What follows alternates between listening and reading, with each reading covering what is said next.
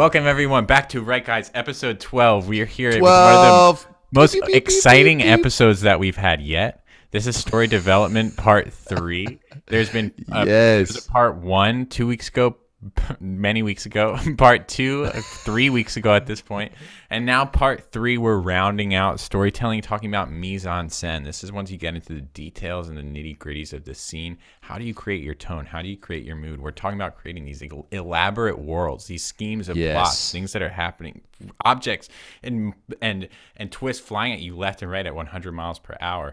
How do you slow down and create those tonal moods and details that make storytelling special? Yes. How do you make all of your elements in the frame of your story just maximize feel and what you're going for? We talk about that. Ben has a new song coming out called New England that is now out if you're hearing this. And we do a lyrical deep dive that is badass. Yeah. Not going to want to miss that. It's exciting. The new song is out. So please, everyone, go check that out. And please enjoy it, and please enjoy the lyrical deep dive. Those lyrics are ones that are very much embedded in the Right Guys lore for me in terms of my writing process and how I finally got that song out. It was a very cathartic process coming out of many years of writer's block, and having the Right Guys curriculum help me get that one out on the page. So super proud to talk about it here. Yeah. And then we are going in. We as always, we review the challenges. We have 4 graduates of the Right Guys curriculum as of now, which is super exciting. They have submitted 5 times in a row and completed the challenge successfully 5 times.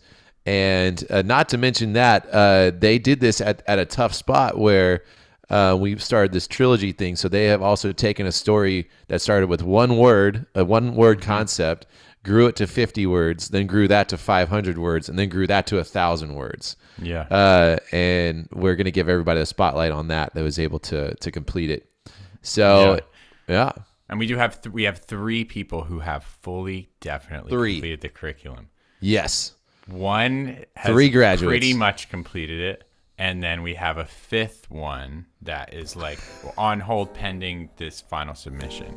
Right. It's complex. We're going to get into that in the episode. Yeah. So we'll get into that, and then we end it with a very dreamy new challenge that you'll have to stick around to see what I mean by that. Yeah. So everyone, please stick around and enjoy our theme song, animated theme song. We're about to go into the Right Guys universe keeps kicking, and so it does. Let's spin it, boys. All right, let's go.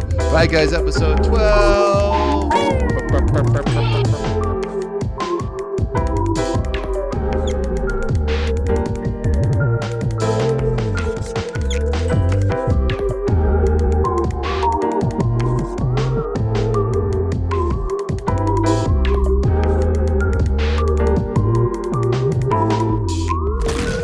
All right, hey, you know what? Let's just get it. Let's go. Dude, let's get into it. Episode 12. Wham! Here we go. Episode 12. Hello, welcome everybody. Back. Hello. It's an episode dozen. It's been a little bit of a break. We a little extended thing, but hey, that happens. Yeah, it's been a while, and it's been, I guess, like 3 weeks for everyone, pretty much. 3 weeks. Wow. So a lot has happened, and a lot has been on our mind, but we have to go through it quickly because there's too much to do in this episode. We have the end of the trilogy challenge coming up that it has just been incredible, and we don't want anyone to miss spotlight time on this who has stuck with it from all 3 episodes to now. So we're trying to save a chunk in sticking with us. Some marathon runners with us, and so we want everyone to get a little spotlight on that.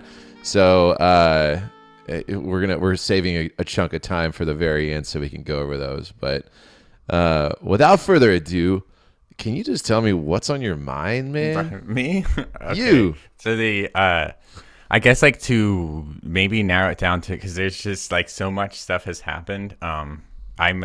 So the show that I'm most into right now is this show called Uncut Gems. It's not Uncut Gems. It's called Righteous Gemstones. Righteous Gemstones. Yeah. Yes. Do you know this show? I do. Yeah. I've seen like 2 episodes so far. It's so good. It is. It's so good. And it's like what Julia pointed out to me at the end of the first season, and I won't give any spoilers or anything, but she said this show is the opposite of Don't Look Up. And it was not a comment about like the plot or the content. It was a comment about the writing, which is why I wanted to like bring this idea in and talk about it. Cause like, it's like in terms of satire, in terms of like taking a topic that is controversial or political and turning it into comedy. So Righteous Gemstones is about, like the mega church, like corporate Christian, like corruption. And a lot like Don't Look Up, it's about kind of like there's like this left versus right issue that's sort of like very much like politicized right now in our world, and it's like being taken sort of by the left wing media pretty much to like lampoon the right wing in a way, is like what both of the things are doing. But with Don't Look Up, whatever they say is going to be just slamming the other one. It's always just going to be the opposite. Well, that's the thing. It's like both things are about topics that do that, and that's what Don't Look Up is. That's actually not what Righteous Gemstones is. Like, it's like Righteous Gemstones is like they take that topic and they go like as far away from just like they're not just painting any topic as black and white. It's like it's actually like very like they're not like necessarily realistic characters because they're funny characters, but they're really consistent, and they are sort of like deep and lived in characters when you get to know them. And it's not like every Christian in the show is bad. They're not like just lampooning the other side. They're like, there are good Christians in the show who are actually trying to stand up for doing the right thing. And you come to find as you watch the show, it's like they're just trying to tell like the most realistic and like intense and like truthful story. And it's like very it like sneaks up on you because it feels like a satire, but it's like it's like I don't know like what to compare it to. It's a lot like Arrested Development sometimes, where it's sort of cast of very hateable characters that you like can come to like love certain things about them, or like at least the way that the enemy of your enemy is your friend. Or there's so much bad painted on them that the second that you see like a little vulnerability, it's kind of exaggerated in a way, and you're like, oh wow, hey, there's something on. Hey, they grow. Maybe just all enough of this to is keep wrong. to keep you on the hook. Yeah. But I love the show. I think it's excellent. Hell yeah. Yeah. That's great. I watched WandaVision. Oh, that show's good. And dang, that was creative. Yeah. Like so cool. I'm pretty blown away by I've seen some very creative approaches, and and that's one of them that's just kind of like expanded my mind for storytelling and how you can unpack something. And I loved like how it starts out so just tongue in cheek, Leave It to Beaver and everything, but then there's like just one little thing is off, but it just makes it feel so wrong whenever it is. And then they kind of like gradually move you in. It's just like, oh my God. And then somehow also working in like this very human struggle story, an identity struggle and all this. And I don't know, that was awesome. Got through that one. Was that just in the last 3 weeks? Yeah. I started it. I watched it in like 3 days. Oh, great. I'm slowly but surely chipping away at the Dragon Ball Z saga. Oh yeah. Did he get to Namek yet? Oh, he's finally on Namek. Are we still on the 15-minute trip since our last at Right Guys episode? Yeah. 10 minutes. Oh man, I'm gonna be there in 10 minutes. Better get ready. Standing there, 3 weeks pass. Almost there. But no, I think I'm on like episode like 78 or something. And even that, like I've been noticing now like some like character development that's been really cool. Like I never really grasped how awesome Vegeta's arc is. And like how cool of a character he is. And he's a villain, but he's not a villain. Yeah. It's like it's just everyone's kind of developing a little bit, and like I like having him have this perspective where he realizes that Goku is a Super Saiyan before Goku realizes that he's a Super Saiyan. And I don't know, it's just like little things that as I'm paying attention now are just like expanding my mind a little. It's good. Yeah, that series always had one of my favorite sort of matrices of like character arcs of like villains versus heroes, of like pretty much everyone who's like a hero in the show has been a villain at some point. Besides like a couple core cast members, but it's like Piccolo was like the villain of Dragon Ball. Yeah. Right? So it's like yeah. Yeah, and Piccolo's one of my whenever I was growing up, he was like one of my favorites. Mm-hmm. But then like seeing his transformation and then understanding who he is, because I saw when I was a kid, I saw them all out of order. And you're just left to piece together. Like this was how network television was. Yeah, like the exactly. Kids these days might not understand. Yeah, every episode basically has to be standalone because no one's gonna see them in order. Back in like the late 80s, Micah was piecing together like artifacts of like different episodes of Dragon Ball Z. He had a corkboard on his wall I had string.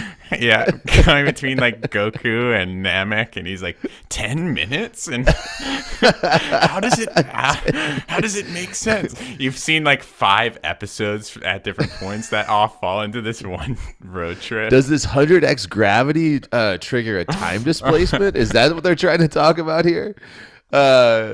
Correlating it to Interstellar, like seeing like, are there ties here? I don't know. you somehow knew about Interstellar. Yeah. The other thing that it's really been it's a really good study for is power levels and like breaking the ceiling. Like it is just constantly setting a new ceiling and then destroying it, and then setting a new ceiling. Is that something to emulate, or is that like I think so, because like it makes it like every time, like, you know, when you first hear it's like, oh my god, his power level's over 9,000. 9,000? No way. And then it's like now the power levels are at like, I don't know, like 500,000. But now he's like, about to go Super Saiyan. Okay, because I'm not just like trying to shit on Dragon Ball Z, because I think Dragon Ball Z is awesome, but I think there's something like that we need to dig into that's happening here, because I don't think it is awesome to just keep saying, and then they get stronger, and then they get like, I think that actually sucks. But Dragon Ball did something crazy where they pulled it off. Like I think how they pulled it off is like everything though. Like and I don't know how, because I haven't watched all the show, but like I love like the essence of it, and the parts that I've seen the Majin Buu saga. Those parts are great. Like them getting stronger and reaching, breaking new limits is amazing. Well, the whole like Saiyan idea of like, if it doesn't kill you, you're just gonna come back stronger. And like that's what like when Saiyans grow from battle. And so you've got like two different, you've got all these different things going on. And you've got Vegeta, who's in the trench, just getting his ass kicked, becoming like near death all the time. And then you've got Goku, who's training himself to death, like almost killing himself multiple times. Where like if he couldn't crawl and get a sensu bean, he's donezo. Well, that's having the same effect on both of them. So they're both growing in their power, but they also, this is all happening before their next encounter. And so like while this is happening on either sides, you've got your other characters experiencing people who are way more powerful than either of them were last time they saw them. Yeah. So you've got the perspective. This is blowing my mind. I never knew that about Saiyans. Yeah. So now it makes a lot of sense. That's the same with me though. Like I'm actually like being analytical on it and like okay, I want to know everything here. And just paying attention. Lore. Yeah, and that's not even like hidden anywhere. That thing is just like sitting out there in the open. But I'm like, "Oh, that makes sense." And then I'm like thinking about Goku and how he trains like throughout the first couple seasons of DBZ. He's like in the hospital, like he's like on the verge of death and everything, but he always comes back stronger. And Vegeta, on the other hand, is doing his. They're kind of leveling at the same rate, but they're also separated as they do this from your other cast of characters, where you get kind of a perspective on the world and new bad guys that are entering. They seem to encounter them first, and you're like, oh my god, these guys they broke their scanners. They're that powerful. Like there's no way. And even the characters are like, this guy's 10 times more powerful than Goku or whatever. And then you don't get to see. You just see that they're doing a lot of work, but you don't get to see their new abilities until they discover them in battle type thing. And at that point, you're watching it through the eyes of one of these other character bystanders, and their mind's getting blown and your mind's getting blown. But also, we know the story of Dragon Ball Z, and we know like how long they take to do a build up, and we know that they're going to be they're just going to get more powerful. We know that now, but when you're first watching it through, you don't. And so, like, I don't know. It's just really cool. Like, it's something I'm trying to, in the idea of like painting gray on stuff. Like, I whenever I create a weapon or a character with a power, like, I give too much of it away so fast, and it kind of ends up being like the golden gun, you know. And I'm like, I don't know where to go from this. I don't know how to make a challenge on this. I don't know how to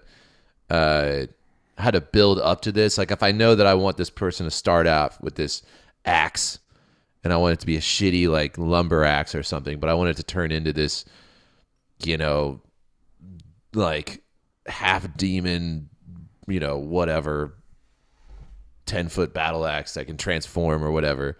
I don't like getting there to where it's interesting. Maybe it has like 5 different progressions to that, but making each progression interesting, you know. That's like savoring the growth, I guess. Yeah, I think like being able to show it like with something numerical, like power levels, obviously is like helps. I think what you see here is that they took an idea like powering up that is like prevalent in shonen, right? Just everywhere. It's like just part of this type of storytelling. What is shonen? Like boy manga. Oh, okay. Like it's like action manga, but like there's almost always a mad main character with a sword who's mysterious, who kills big monsters, and like they usually like don't have too many speaking lines, but they're kind of a badass or snarky, and they like, so there's like these 1,000 tropes for shonen, right? But it's sort of like with tropes, and you oftentimes get like, I like talking about the Soul series with this, like they take a video game trope, sort of like in a lot of their games, they're like taking taking one idea or one trope and then like expanding on it. Like in Dark Souls, it's like the idea of respawning in games. They open that up, and that's what the plot of the game is. It's like why you respawn, and that is explained in the game. And you don't have to do mental math when your character dies and it says game over and you click continue and you load your file. It's part of the world. Yeah. And like they, by integrating it in the plot, it does something to your brain to make it less taxing. Like dying and respawning in a Souls game doesn't feel as debilitating as dying and respawning in a game where you're not supposed to die. Right, right. Because for a million reasons, they didn't design the game around that happening. And in a million shonen, you have characters power up, but they didn't design the show around that happening. They didn't roll out the red carpet for that to be the feature that's really detailed and like shown to you that there was an ABC and logic to it and reasoning. And when any show takes that thing to be its ground that it's standing on, to be its like, this is my battleground, this is where I'm going to make my stand on this territory of like power-ups, I'm going to do the work here and make this part of the story make sense, then that part is going to be able to be satisfying probably. Yeah. And it's like Respawn's not being annoying in Dark Souls, being able to die 1,000 times and have that just feel like it's part of the game. Yeah. Yeah, that is interesting. Taking a trope and then but showcasing it and like breaking it up into something that makes sense. Like, justifying it. Yeah, that's a cool challenge. That'd be a cool challenge to have one day. Yeah, justify a trope. Yeah. Yeah. I like that. Well, what else been on your mind? I had a birthday. I'm 37 now. My birthday was Easter. Congrats. Yeah. Wow. So I did a bunch of birthday stuff, and I got buddy tats with Shane. We got Bloodborne tattoos. I saw the wasted skin. Yeah. Can you show it off? Can we get an angle? Yeah, man. Yeah. So I got a threaded cane, waste of skin. Let's see here. Oh, can you see that? Yes, sir. Oh, yeah. So that's the threaded cane. And it's transformed, obviously. It's whipping around. And then it says waste of skin right there. Yeah. Pretty sick. He got saw cleavers. So we got the our first the weapon that we did our first playthrough with. And then we got waste of skin because that was the like our shared trauma of beating it as waste of skin. Still can't believe you beat that game with a threaded cane. Dude, and that was first time when I had no idea what the game was about. I think I also leveled Arcane. Well, it has cane in the name. Yeah, it says like Arcane, and the cane has the cane Arcane or the cane has like descaling in Arcane, so I was like, oh, I gotta level that. Also, I didn't use any items because I'm like, oh, I don't know what I'm gonna need these. And I had no idea. That was. But you said you had played Souls already. No, I had play. I didn't know that they were connected. Wait, hold on. Yeah. So we played Dark Souls, the first one, just on a random game night. Shane picked it up at GameStop, I think, for like $20, right. And he was like, "Hey, we gotta try this." And I heard it's really hard, and we tried it, and we were like, "This is ridiculous." Then later. Like, didn't really come back to it. Oh, you didn't? Okay. I thought you beat that before Bloodborne, but no. No. I beat like a couple bosses, and then we would just like play Call of Duty or something like that. And then later, I was looking for a new game, and I like typed in difficult bloody game, and Bloodborne came up, and I was like, oh, this looks sick. And I was looking for like a vampire game, and it kind of looked like a vampire game, and I was like, yeah, I'm into this. I'm proud of you for not choosing the Order 1886. Yeah, or whatever came that out. One popped up. Week. That one popped up instead of this game called Vampire. But I ended up going Bloodborne, and Good choice. yeah, dude. And then I just stumbled in. I was like, ooh, Threaded Cane, that's a sick idea. Did that, and I was like, this game is impossible. And then I remember after playing it for a while, and I told Shane, I was like, dude, you got to get into this. This is the game. This is what got him into consoles, because he was only PC guy, and I was like, you got to play this game. You got to get into this. And finally he did, and I remember like the first thing that he grabbed when he was over, not his first playthrough, but just his first time to play it, he just selected the Hunter's Axe. And I remember he went in and he was like one-shotting everything right off the get-go. And I'm just sitting there like, what? I was like, this is insane. These guys take me like 5 hits to kill. Like, what? Oh, my God. And that's when I realized Threaded Cane is probably the hardest way you can go through for your first playthrough. Yeah, it's really rough. I chose it as my first weapon as well. But nice. It was like, after Blood-Starved Beast, I was like, I cannot use this goddamn cane anymore, and I just found something else. And it's got serrated when it's transformed, so you had its bonus on Blood-Starved Beast. Yeah. It still doesn't help. No, it wasn't good enough. There's so many good weapons in that game. I know, dude. But anyway, I had to stick true with it. Yeah, good job. Thanks, man. And then our tattoo artist pointed out, she was like, what does Waste of Skin mean? And we're like, oh, it's Bloodborne. It's a sick game. It's kind of the hardest way you can play it. So, we both did it, and we're like bragging about it. She was like, it's also funny because it's kind of like you're wasting skin on a Bloodborne tattoo. I was like, we were like, okay, that's pretty good.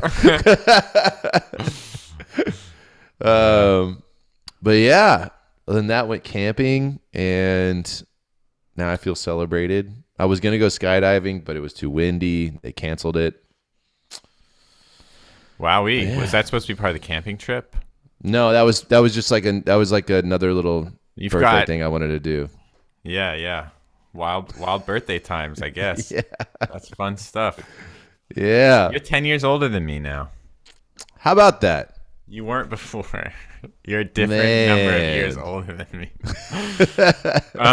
Yeah, it's that's crazy. Yeah. Anyway. What's the view like from 27 right now? Auspicious. Auspicious, good word. If there's one for you right guys back home, word of the day. Word of the day, auspicious. And I also have had this whole kind of relationship going with this little student-run music label. Yes. At this school up in New Haven. They've got me running my own social media campaigns now. Dang. They made a schedule of posts for me to sometimes do. Dude, that's cool. And so we are releasing a song. I've been like teasing it, building up to it. The song releases tomorrow as of recording. So as of release, the song released as of recording 5 days ago, probably when this video comes out, whatever last Friday was. Gotcha. The song's out. It's called New England. And I would love to do a lyrical deep dive with you guys here today. Let's do it. Yeah? Let's go. Yeah. Okay. So if you want to go listen to the song, you can feel free to go and do that right now. Micah, would you like to take a listen before we go in, or should I just go right in? I want to go right in, but I want to have the lyrics to read. Okay. So this song is called New England. This song just has kind of a cool like history with Right Guys, because this was one that the first idea for this song came to me in around the end of like 2018, and it was just the first line of the song. I just heard like I got the melody,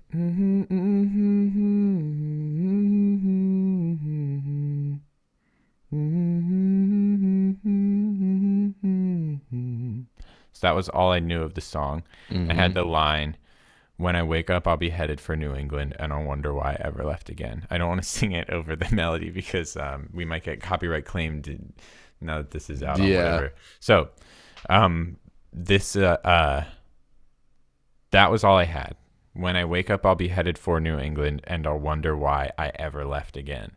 And so that concept was just like, I didn't know what that could really be leading up to or meaning, like logically. Like, what is this scenario where someone is in their head saying, when I wake up, so they're asleep, when I wake up, or like, it's the night before. It's the night before, yeah. When I wake up, I'll be headed for this destination, and at the point that I wake up, I'll be under the impression that I want to go. I'll be like, I wonder why I ever left again. But this is obviously leading up to a but.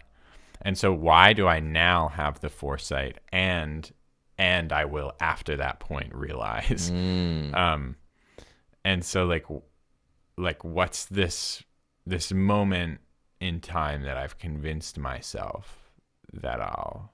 And so I like that was just like, obviously I just had this one line for the song and the melody, and obviously I could change the line if I wanted to, but it just felt like the words were perfect for the melody.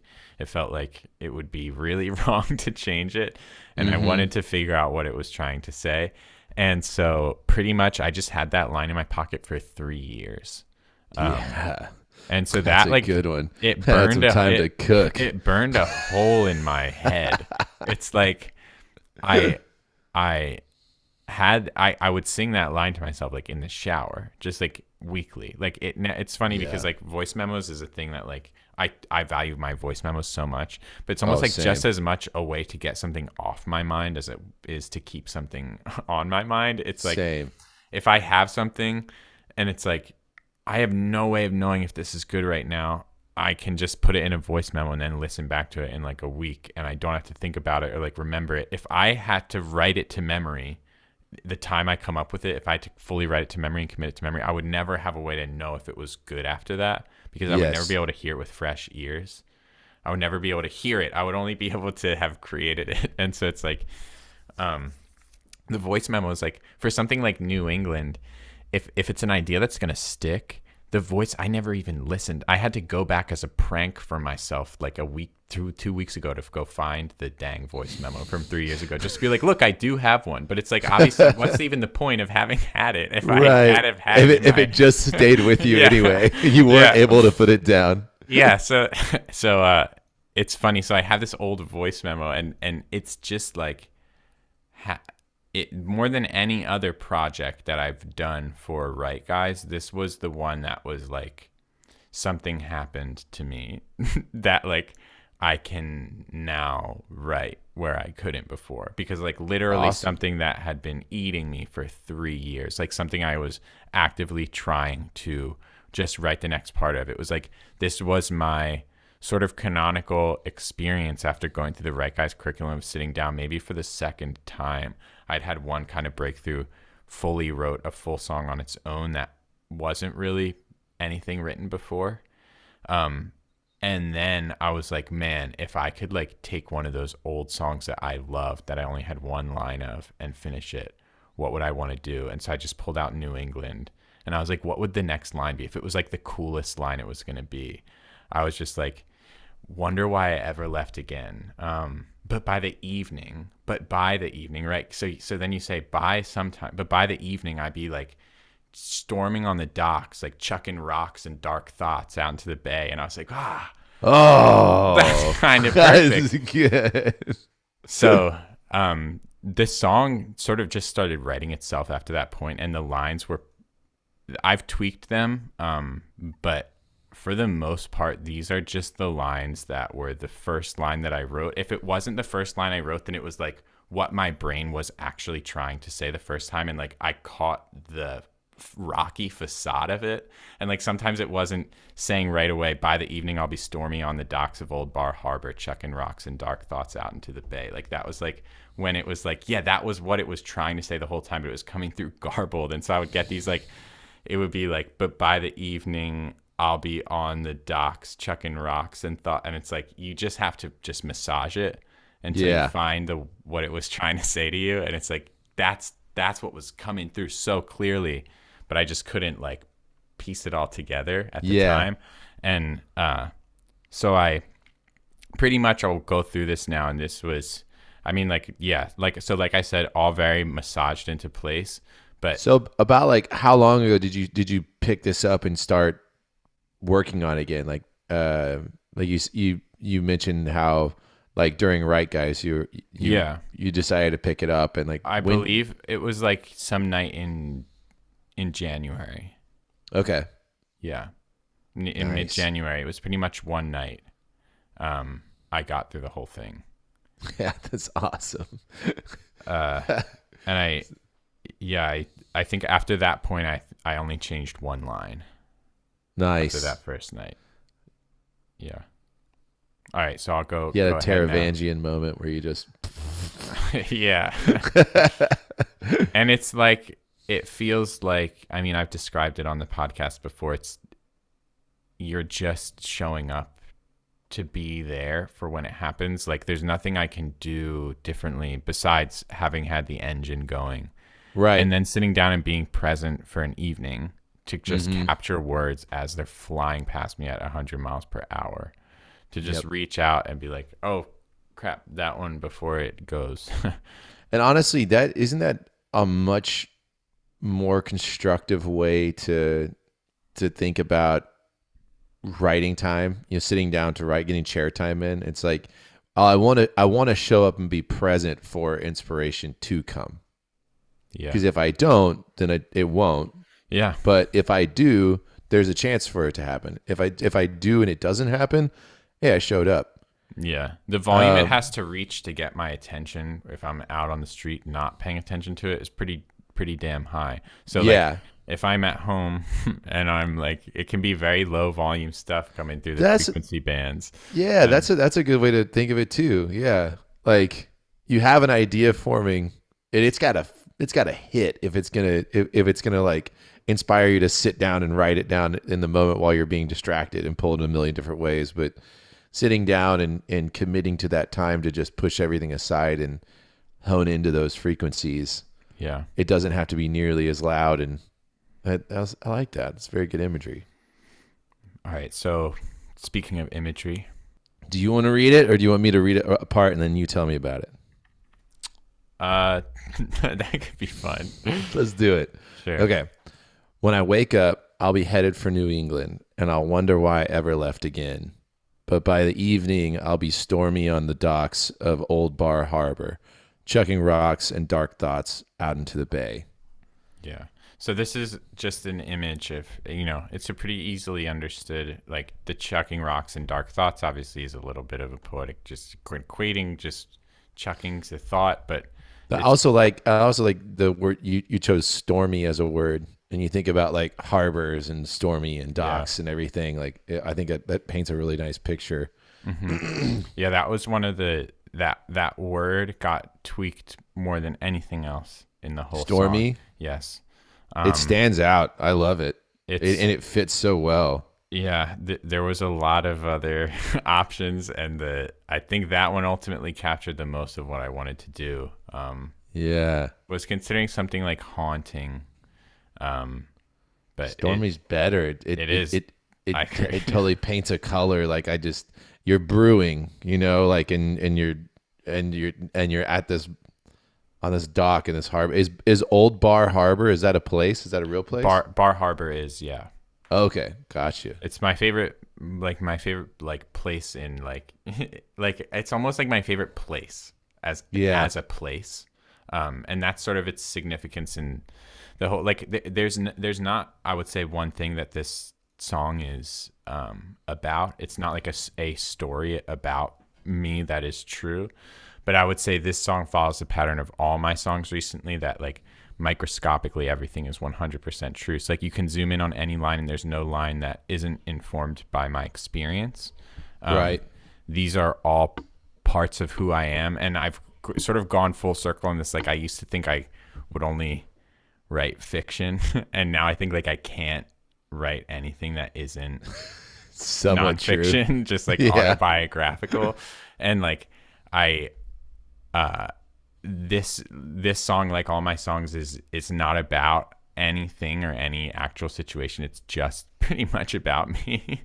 But like, it's all these things are the concepts as they relate to me, kind of, and that's like what Bar Harbor sort of is. Yeah. It's like, it's this place that in itself as a place is almost totally perfect. And it's where, if I could imagine anywhere that I would go to seek comfort from a location, it might be that place. And so that being somewhere that I would find myself trying to seek comfort and not being able to find it would be especially distressing. Yeah. I like that. Okay. Feels like each attempt I make to try to hide myself gives way to find the emptiness that I was running from.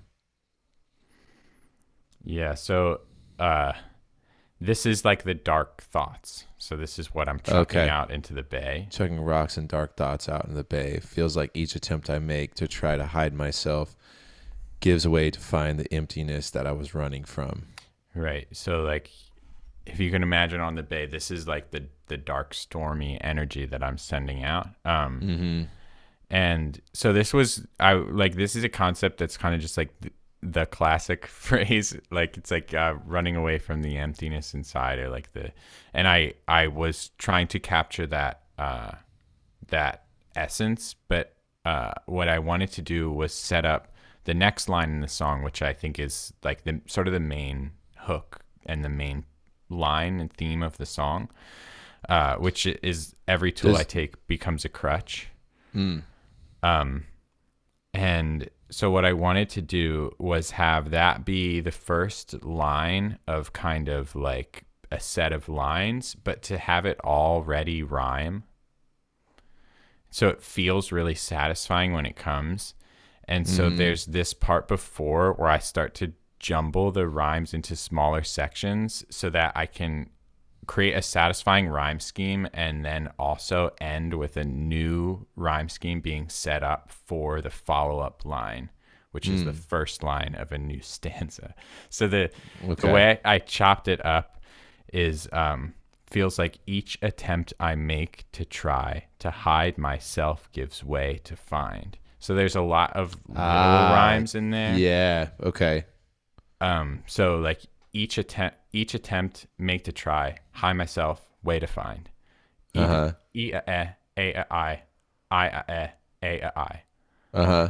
then emptiness follows into the same pattern of rhythm of like, so there's a few things going on here. There's like the fact that the syllables are creating a pattern, but then there's like they're falling at the same time in this like pretty much arbitrary, but then repeated to the point where it makes you feel like something is happening. So it feels like each attempt I make to try to hide myself gives way to find the emptiness that I was running from. And every tool I take becomes a crutch. So then the crutch rhymes with from. And to me, it feels satisfying. So that's the idea of what I was trying to do. Yeah, rhythmically, it falls in the same hole. Right. From and crutch. Yeah. What when you say to hide myself gives way to find the emptiness that I was running from, like, does that have to do with heading back to New England? Like when you headed for New England, are you running from that emptiness? Yeah, I think so. I think it's like that. It's this whole story is all about sort of one thing happening, and all these things are kind of the same thing. So like that makes sense. Like you're running from this emptiness, and you end up at old Bar Harbor, where you want to find solace, but you're stormy because all those dark thoughts are still there, and you're just trying to chuck them into the bay. Yeah, and then every tool I take becomes a crutch. And so like this is a dark thought, but it's also a dark thought about what's happening right now, because that's what's on my mind while I'm here. And it's every tool I take, like what tools? Yeah, so the crutch here is New England. It's like is if it's something that I go back to time and time again for comfort till the point that it just becomes nothing. Right. It's not giving you comfort anymore. It's just a habit, like a pain response. Yeah. So, and this line is, like I said, sort of the main idea in the song, and it's the main thing that I guess in the song I could say is really true about me. This is just one that like I've found in my life time and time again, and it's like with small things and big things, and I do think it is a universal human experience. Like I think that it's one of those things like the lying song in a way that I can take and be like, hey, anyone else feel like they're lying all the time? And it's like, yes, people do feel like that, and people do feel like I think why is it every time I take a tool and try to like work it into my system, I end up like overusing it or like or just try to rely on it. And I've just found in my life so constantly and in ways that I've been able to contrast myself to other people where I find it's not true for everyone.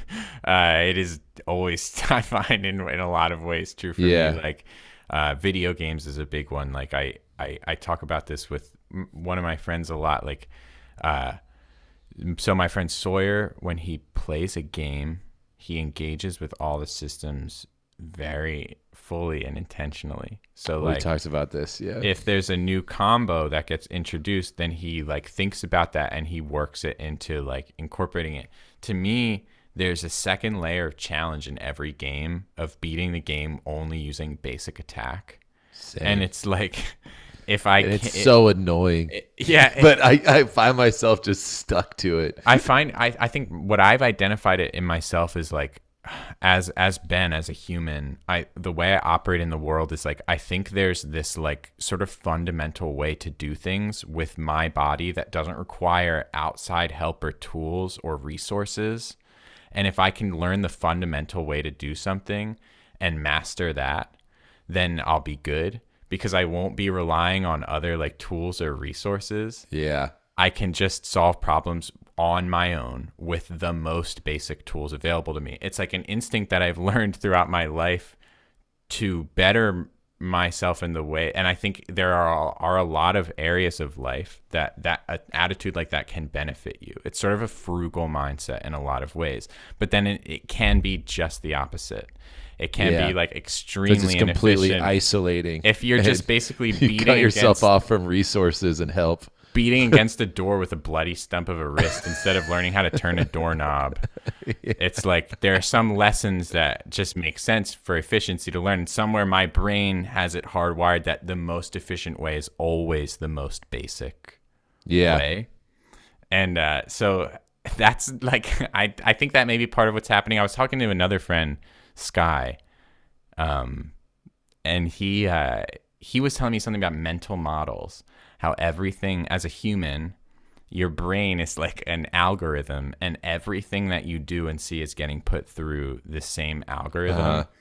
And so, like, he was telling me maybe one of the main things that separates us from chimps is like are putting everything into this one category. It's what allows us the bandwidth for like all other aspects of like self-awareness and thought. Is just that everything we interact with in the world, we're actually interacting with a mental model of it. Like you can look at something and then close your eyes and have just as clear of an image of it and sort of interact with it in your head in the same way you would be interacting with it. Even if you reached out and touched it, your brain would create this like filter that you're not even aware of. You're actually only interacting with your idea of that thing. I've heard that described as personal paradigms as well, where basically you have this paradigm, these paradigms established in your mind from a kid when you were developing, and how the world works and how you work in it and how things respond to you and your impact and all this stuff like that, and where your power is, where your power is not, and like as we grow, like a healthy person continues to grow their paradigms, but as you get older, like you get there are so many going on that it's easy for some to get just neglected, and then you find yourself and a lot of times when you find yourself just going in circles where you're like, I'm running away from something, I don't know what I'm running away from, I don't even know how to stop thinking about doing this, it's probably a neglected paradigm that hasn't been addressed, it hasn't been updated to the newest version of how you should understand the world now. Yeah, operating system updates. Yeah, I ignored that update because I didn't want it to slow me down, baby. And then I'm like, damn it, I should have updated that. Yeah, it's something I'm actually currently working on. A couple different paradigms. Yeah, so I think this crutch thing is like kind of it's very similar to that idea. And I think that the experience of having things become ubiquitous, or having things become all the same, having things become, I don't know. I was talking to that idea. I was talking to that idea. I was talking to Sky about that idea, and it really got me thinking about this lyric in this song. So I wanted to bring it up there. Nice. And talk about it with that. I think that's part of making tools into crutches. I don't know. I'm an idiot. Okay, just let me just let me do the lyrics. No. I love that. All right, so you running away is the tool here, and that's become a crutch, and because I use it way too much, and now I'm walking with no legs. Yeah, and it's like it's this and this. So you're an autopilot, basically. It's both talking about this particular situation and just griping about, I'm so sad. Look at how sad my life. It's like the whole. It's the whole thing, and even this one very much broadly looking at my life, looking out, realizing, this is what this line is. Every tool I take becomes a crutch because I used it way too much, and now I'm walking with no legs, like just all crutches, and I'm just walking. I have all these tools at my disposal, right? Like to the point where if a person this jacked up with this many resources should be like flying through the air at like 3,000 miles per hour. Like I have so much like effort and resources put into my ability to just walk for your normally, slow wobble, locate from point A on the dock to point B on the dock, is because of how many crutches I have just to be standing up straight. I see it. Okay. All right, so moving on, we've got but when I wake up, so this is chorus again. But when I wake up, I'll be ready for New England. So there's not really choruses, or it's just like this song just goes. Okay. But when I wake up, I'll be ready for New England, and I'll promise myself I can keep my head. Then somewhere out between the highway mile markers and Bar Harbor, it'll hit me how alone I really am. Yeah. So this is sort of a rephrase. I mean, like the song repeats like halfway through. It's like a sort of like a stanza, but in my head, I love doing this. I do this a lot where I'll put the same thing, but I'll just change a couple things throughout it, and it makes it's the same thing, but it means something a little different this time. Yeah, exactly. So it's like a different image of what that journey is like. Like I sort of, when I hear the song, the way the melody is and the way it feels like, it just feels like a driving song. Like it feels like like it feels like early morning fog, like somber tone, just and so I wanted the imagery of like travel, of things like highway mile markers. Being in there, it just feels very much of like the vibe that I want to be creating impressionistically. You're out alone on the road and it hits you. Yeah, exactly. Yeah. I mean, I that's one of those things I feel like everyone can relate to. Just being out there and then just being like, it's just me. Mm-hmm. And all right, so, and all the vistas freeze. The distant peaks and autumn trees are all reduced to pixels passing through the HUD. Yeah, the HUD. The HUD. So this same, like we were saying, how kind of like repeats halfway through. If you look halfway up, there's a part, this is kind of repeating, where I'm trying to fit that extra rhyme scheme in to set up a rhyme with crutch, and I do the same thing here. And so the rhyme that I create is like there's just a trio. It's like it happens 3 times. Vistas freeze, distant peaks, autumn trees. So it's like so vistas freeze, distant peaks is like a for all the vowels, it's like a perfect like 3 syllable rhyme between those three. And autumn trees is close. It's one of the syllables is off. And then are all reduced to pixels passing through the HUD, and then HUD is to rhyme with crutch. Yeah. And obviously, sort of what this line means, looking at it, is like a HUD is a heads-up display. So like as you're driving out between the highway mile markers in Bar Harbor, and it hits me how alone I really am.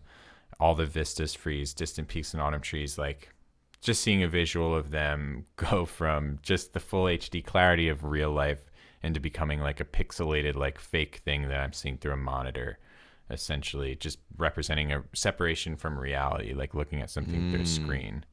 Yeah, getting that step back view of it where you're kind of starting to filter it through all your feelings and stuff. Yeah, and like the heads-up display of the human eye socket and the human body and all the other emotions that are going on. And it's like sorry. And it's like the moment that a tool becomes a crutch, because I need you way too much and I can't see the world without you, babe. Oh no. Yeah. So that is, again, going back to the tool becoming a crutch, but like changing it slightly. So instead of every tool I take becomes a crutch because I use it way too much, the idea that now the person that all the sadness has been about in the song, it's like the moment that a tool becomes a crutch because I need you way too much. Right.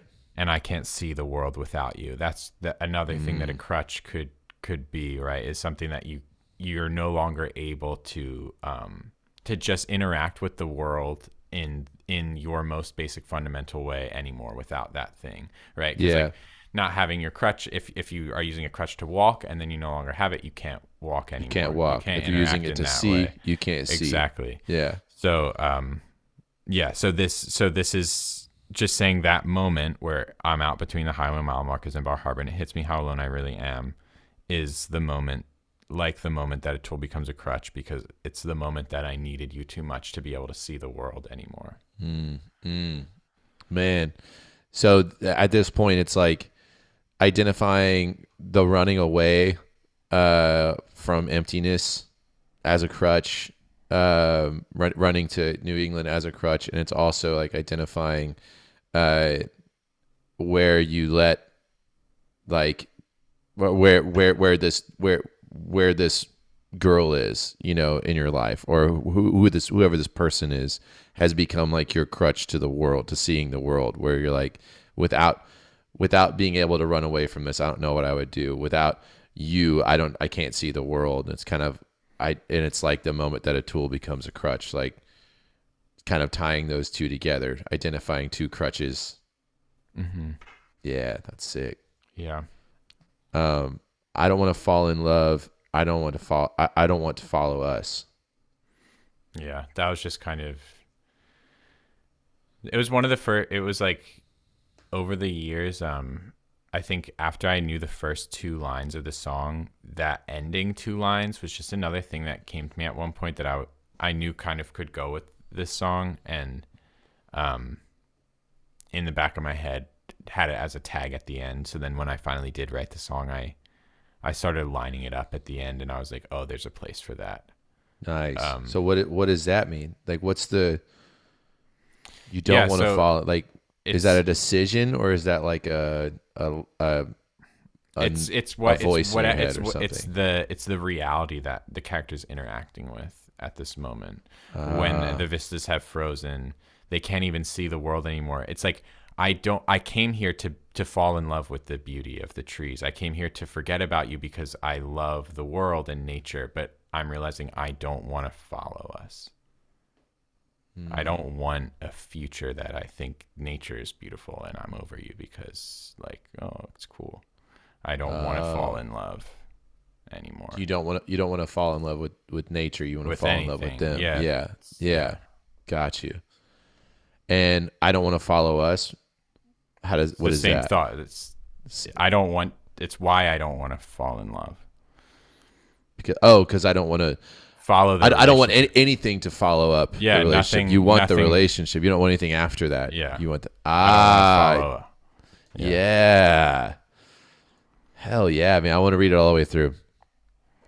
Or why don't you read it all the way through? Because you know the rhyme schemes and cadences. When I wake up, I'll be headed for New England, and I'll wonder why I ever left again. But by the evening, I'll be stormy on the docks of Old Bar Harbor, chucking rocks and dark thoughts out into the bay. Feels like each attempt I make to try to hide myself gives way to find the emptiness that I was running from. And every tool I take becomes a crutch because I use it way too much, and now I'm walking with no legs. But when I wake up, I'll be ready for New England, and I'll promise myself I can keep my head. Then somewhere out between the highway mile markers and Bar Harbor, it'll hit me how alone I really am. And all the vistas freeze, the distant peaks and autumn trees are all reduced to pixels passing through the HUD. And it's like the moment that a tool becomes a crutch, because I need you way too much, and I can't see the world without you, babe. Oh no. I don't want to fall in love. I don't want to follow us. Beautiful, my man. That is New England by Ayumi. Out now. Go check it out. Thanks. And this is your... What number single is this for you? It's my second release on there. On Ayumi. Okay. Yeah. Awesome. More to come soon. Awesome, man. Hell yeah. Well, that wraps up our lyrical deep dive. Yeah, thanks for listening. Absolutely. Thanks for sharing, man. So I thought we could talk about the topic for a little bit. Yeah, let's do it. We got a topic here. It is we're going to be talking about I'm going to try not to butcher this. Mise En Scène. Yeah. Did I say that right? That's pretty much. I mean, like, now I'm embarrassed to try because I feel like you're kind of going for like the whole French accent, which the mise en scène. Yeah, mise en scène. So you're familiar with this term with film and theater and everything. Mm-hmm. So what does it basically mean? The composition of the scene. So it's like what you have within the frame is how I learned it. So mise en scène, I learned in the context of film. And we literally had up like a screenshot of an old Judy Garland movie where she's like seeing the World's Fair. And like my professor's talking about how they're using the ivy on like the balcony railing around the edges of the frame. Like the camera's positioned in a way so that it's thoughtfully framed. Obviously, right? You guys get it. But like the edges are like there's ivy around where the edges of the cameras are. There's flowers coming up out the bottom, which then goes. It's like a counterbalance to the tone of the sky. And he's talking about the colors. He's talking about the shapes, just like how the people are creating like these shapes in the middle. And we go on to do a whole course where then he goes into a million other names for each of those fucking things. And so I think mise en scène is like, it's 100 other things. Yeah. It's like, what the tableau looks like. Mm-hmm. Yeah. The way that I'm understanding it is, okay, so mise en scène is place on stage in English. So basically like determining something's place on stage or its purpose on stage. Mainly in film and theater, term used for meticulously dressing the stage and everything on it to convey the feel of the scene. I also read a way that it was put, mise en scène, putting on stage, is a wonderfully loose term that refers to the setting, scenery, and mood of a play or movie, as well as blocking and movement. When applied to literature, this term refers to the feel of a work expressed through setting, atmosphere, style, and in fiction, the story itself. I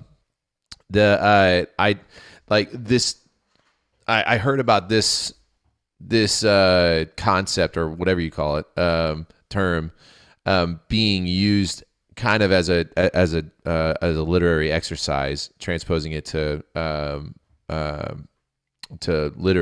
literature, and whereas in the theater and film areas, that you've got the things that go into mise en scène are the things that you think about are the set design, It is setting of a scene, the objects visible in a scene. Set design can be used to amplify character emotion or the dominant mood, which has physical, social, psychological, emotional, economic, and cultural significance in the film. So what you put, what set pieces are in there, and what the set pieces look like, and the condition of them, and like all of that can tell a story. Of it can show a lot of story without having to tell a lot of story. Also, it can be juxtaposed to the character if what's in the scene, what you're seeing in the scene is directly against something you know deeply about the character. So it can really, like, just the set design. And a lot of this is obvious, but it's cool to break it down and be like, oh yeah, that is really important. I haven't thought about breaking these up. But lighting, another one, the intensity, direction, and quality of lighting can influence an audience's understanding of characters, actions, themes, and mood. Light and shade can emphasize texture, shape, distance, mood, time of day or night, season, glamour. It affects the way colors are rendered, both in terms of hue and depth, and can focus attention on particular elements of the composition. Highlights, for example, call attention to shapes and textures, while shadows often conceal things, creating a sense of mystery or fear. Again, lighting is huge for feel, but lighting elements are can be huge tools to use when you're writing as well. And describing the lighting, or describing what the lighting feels like to somebody, like if it's blinding, or if the light is casting shadows, if what, like, describing that lighting. It's one of the key, like, secrets to, like, good visual storytelling is to always, like, start with lighting, because any actual thing that you see is light, right? So like, in reality, you only ever see light, and so everything that you see has a light source. And so if you're ever struggling with what to describe in your scene, you can start by describing in some way, like, where that light source is coming from. How's it reflecting off the subject that you want to be talking about? Yes. And like hues and stuff like that, like cold light versus warm light versus golden versus this, like, the absence of light, pinpoint focus, all that stuff like that. Like, taking basically, like, when mise en scène is spoken of, it's the purpose is for all of these things to come to mind, and for you to have a purpose for every single one of these. Because you get into like major budget films and theater and everything, and nothing is on set or in scene by coincidence. Except everything, the Starbucks cup in the Game maybe of the Thrones. Starbucks. What? Okay, I haven't seen that yet. It's in the last season of Game of Thrones, like when they're getting pretty lazy, I think. Oh my Daenerys God, just has like a Starbucks on like the Great Hall table or whatever. Oh my God, I gotta go back and see that. But yeah, that obviously was poor mise en scène. Yeah. But okay, so yeah. So then we go into space. Representation of space affects the reading of a film. Depth, proximity, size, and proportions of the place and objects in a film can be manipulated through camera placement and lenses, lighting, set design, effectively determining mood or relationships between elements in the story world. When we talk about in this, you'll hear Ben and I talk about, like, camera angle, frame, like perspective, all that stuff. Like this, coming from like a screenwriting background, that's kind of ingrained in us whenever we write, is like, okay, what's the view? Where's the perspective? But that has been a huge boon in my writing thus far, and in articulating my scenes, and even in songwriting, just like really determining my perspective and the space of this character, like how far away they are. Like, I don't know. That's just something that I'm constantly thinking about. No, it's something that you I'm not saying you're saying this, but for a general rule of like, you may assume that's only applicable to film, thinking about camera angles and everything. But like what Mike is saying here is like thinking about this in terms of our storytelling, like all the stories that we tell and all the stories that we're writing every week. Like I think about, do I want this shot to be a close up? And if I want a close up on the character's face, I describe the way the sweat is beading.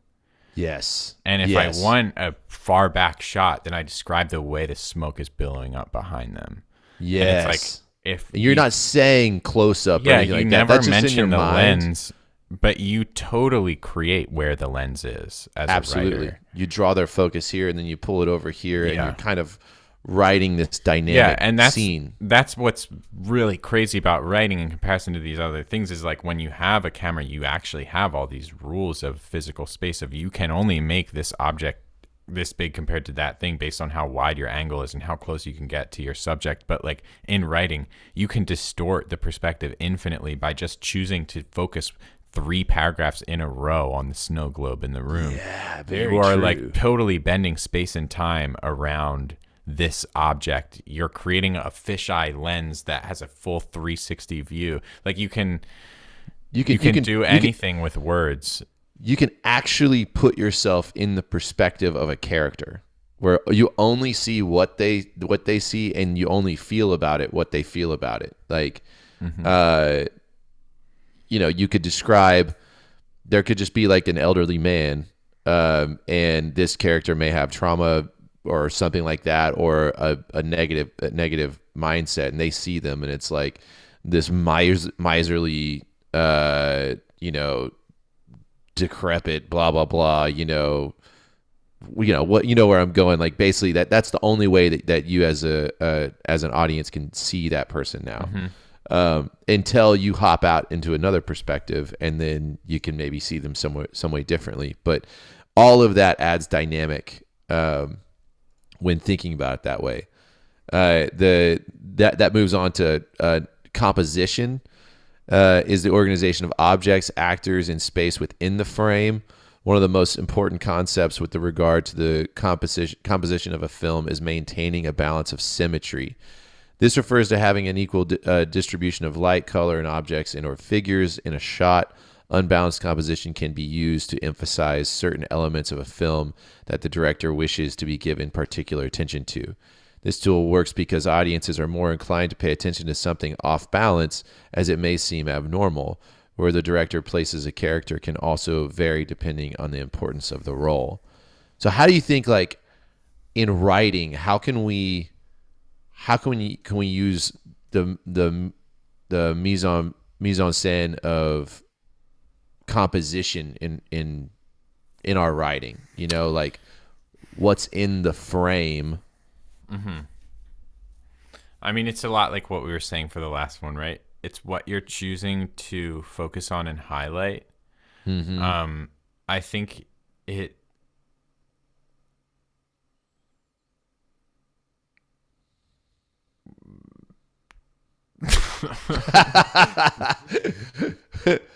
I think the way that I kind of see that one is when you're constantly, you're kind of like bouncing between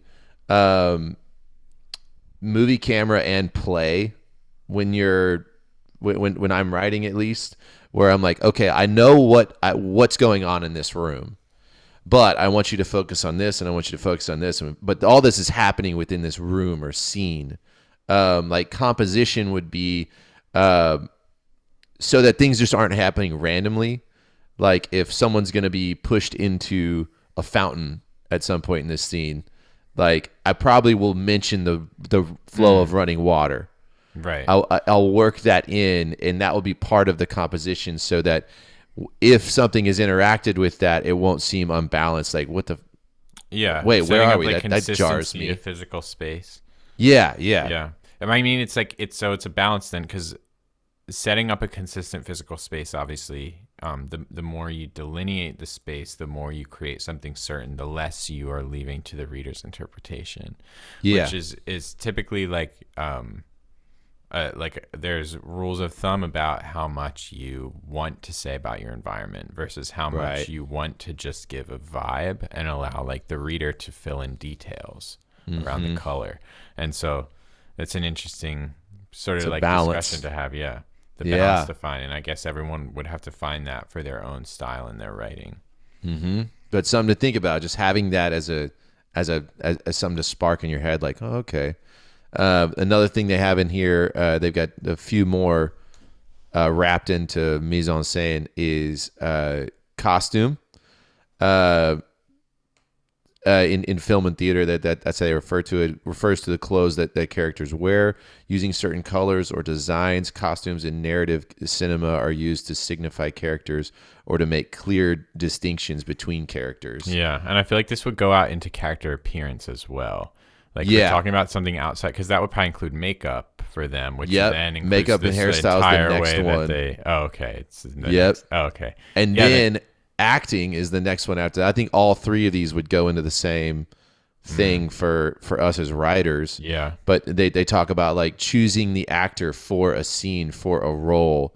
Like in film and theater, you're looking at this person's headshot, you're seeing them in an audition, you're seeing how their face wrinkles, you're seeing like how they carry themselves. You are seeing this person. Describing our characters in a way where you're thinking of like you're kind of casting this character into this role and switching it that way. We're like, okay, why? Okay, like I got a guy named Juro in my trilogy story right now.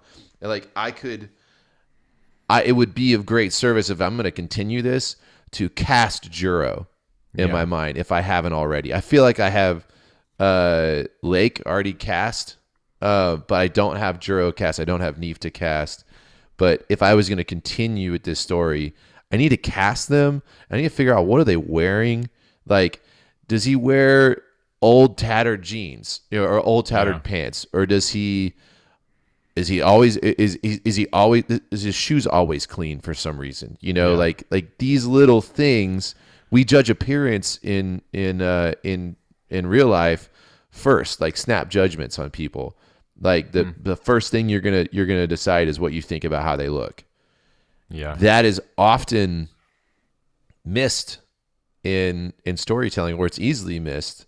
But if focused on and encouraged and like just not obsessed over, but just like put a thought on it, could add some like much needed color that grips and engages and emerges your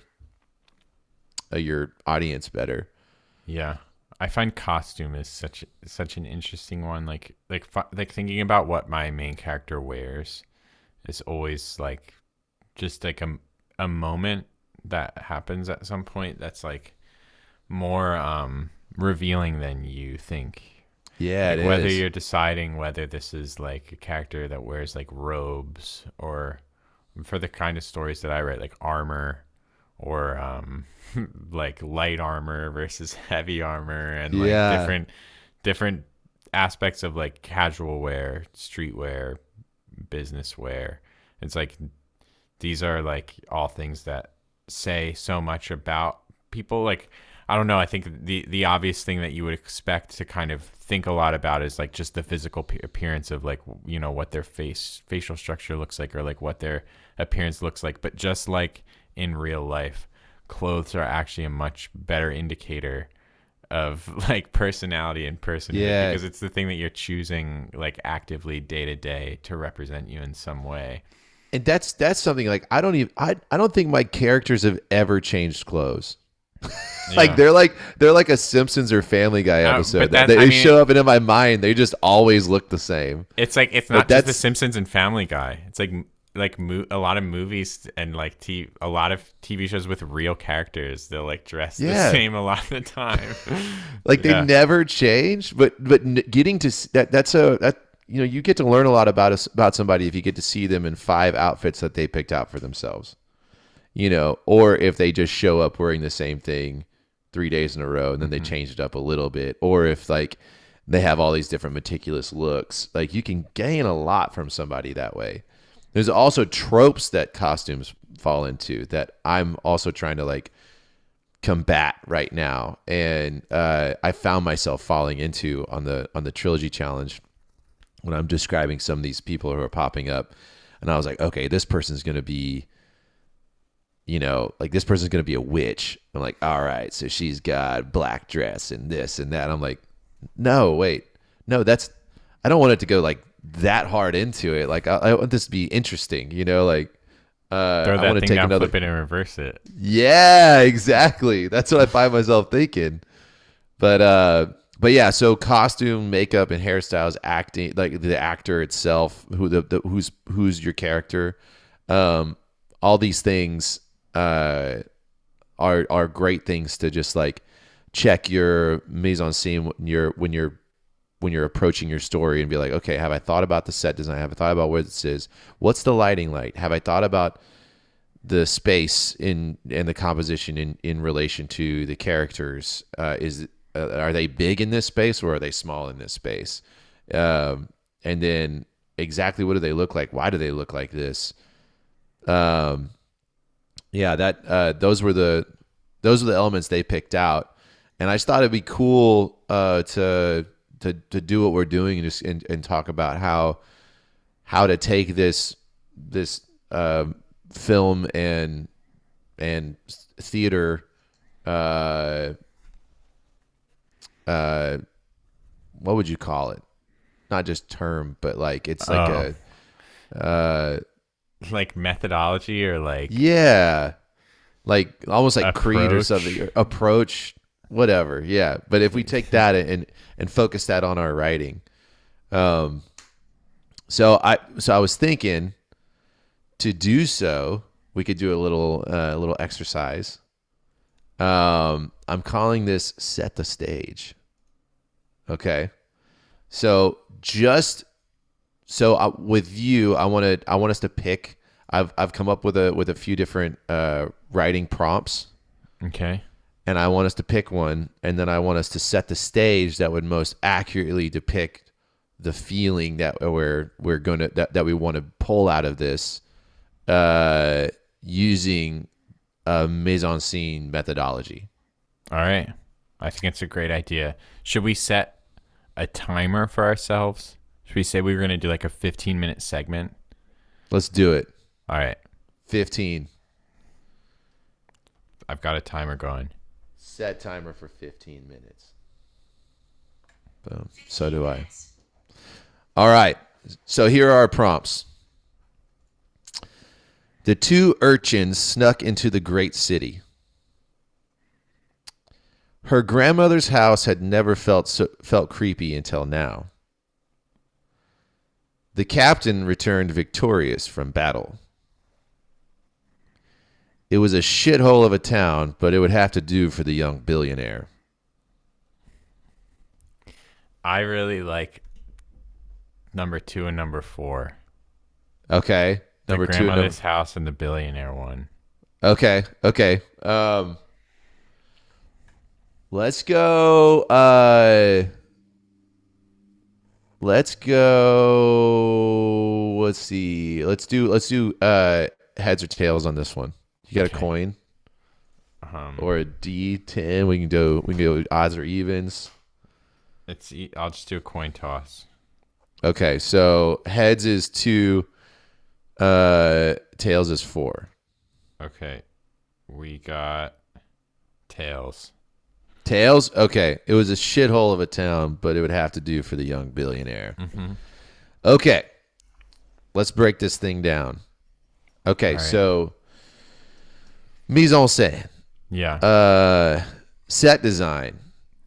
Yeah. So, I mean, like, just as an approach here, as a goal, I'm kind of want to make this as unexpected as possible.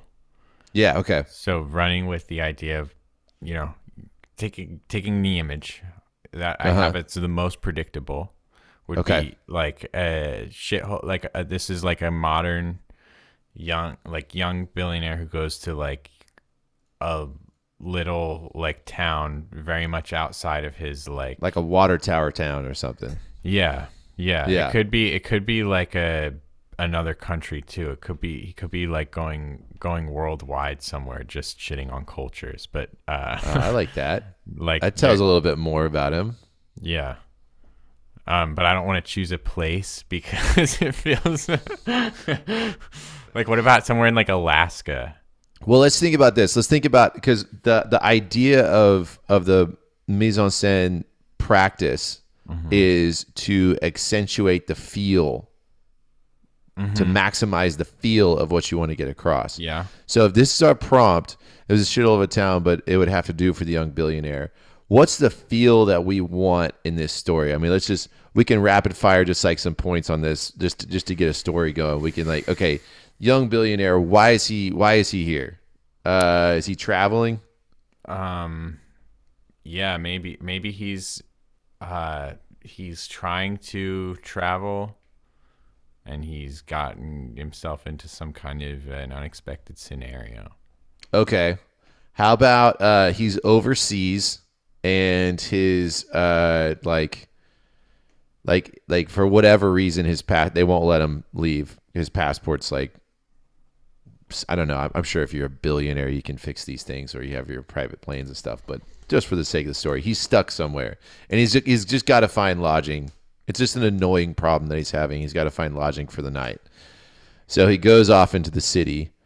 Let's see. Let's say, like, where in the world is this guy? I mean, I almost like want to see if we could take it in a direction that is like not even like a guy going to a city anymore. Okay. Like, it's like a bug or something. Okay. Like, it's another like kind of a take. Like, I want like a billion, like the most unexpected possible of this scenario, right? So a billionaire who is like he's maybe a robot. A robot who's like kind of like AI-ish type thing, where he, instead of going the like world domination route, this robot like becomes sentient and becomes a billionaire like immediately. He's a young billionaire. He's only been online for like 2 days. Yeah. And he's already over. Any town is a shithole town to him because humans are disgusting. Mm-hmm. And what if he's like, so travel, like travel's a typical thing that a billionaire would do. Right. Like, every billionaire travels. So what if he doesn't travel? Like, he goes places to like collect data or something, right? So this is a robot billionaire. This is part of how he makes his fortune. Okay, it's by like going places, and he's like scouting out basically like their underground system to come like mine it out. Yeah, like oil these or are something. Offline servers, so he can't access them without being there at the server. Okay, yeah. So he's coming for work. Okay, so he's there to do his work there that no one else knows about. Okay, all right. So let's see, this shithole of a town. It has a server. So it has some data to be collected. Mm-hmm. He's gonna get that data. I want to say that maybe this is like maybe this is like some secret government thing where it's kind of like a fake city, with like these like server rooms like in bunkers underneath it or something like that. But it would have to do for the young billionaire. Okay, yeah. So he's got to figure out where these things are, which I'm guessing if you're a robot, maybe you can sense these things. Maybe he's got to figure out some kind of mainframe that he can get into, where he'll now be able to locate all of them. Okay. He's going to have to upload his consciousness into their servers. Okay. Maybe he's going to have to become a part of this town. That's why he's going to have to get used to it, right? Or something. What if the town is the server? Because he lives inside it. He's a robot. He's got to upload himself into it to mine all the data, and he's like looking at. Okay, so this is like it's like a really shitty server that he's looking at as a town. But he's also like the service that he provides. So he's like, I'm about to have to come here and be their internet. He sells data, but he goes and collects it first. He loves data. And then he sells it to third parties. Yeah. He's a walking data mine. Yeah, the data collector. Okay. And this shithole of a town is a server. It's just a really like crappy old server. And he's like, ugh, I'm above this.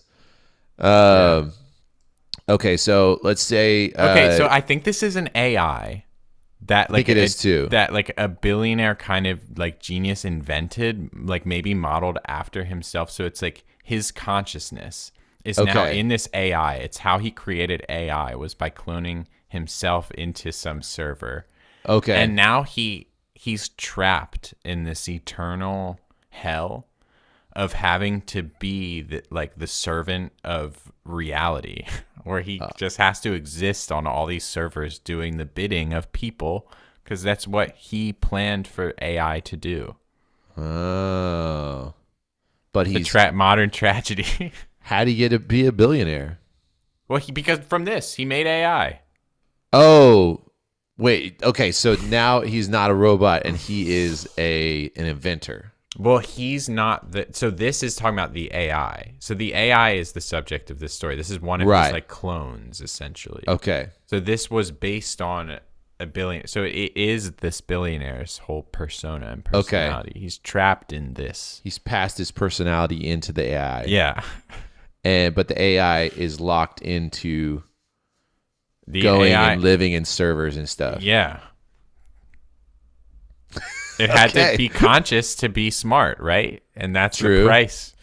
That is the price of our. So he's bound to his protocol, but he's too smart. He's smart enough to hate it. Yeah.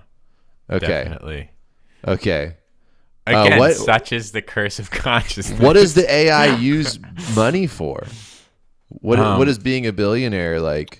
Well, it's part of his personality. It's who he is. It's who he was. So this AI has the personality of a billionaire. Yeah. But the function of a program. Yeah. Okay. I'm casting him as Robert Downey Jr. That's a good cast. Okay.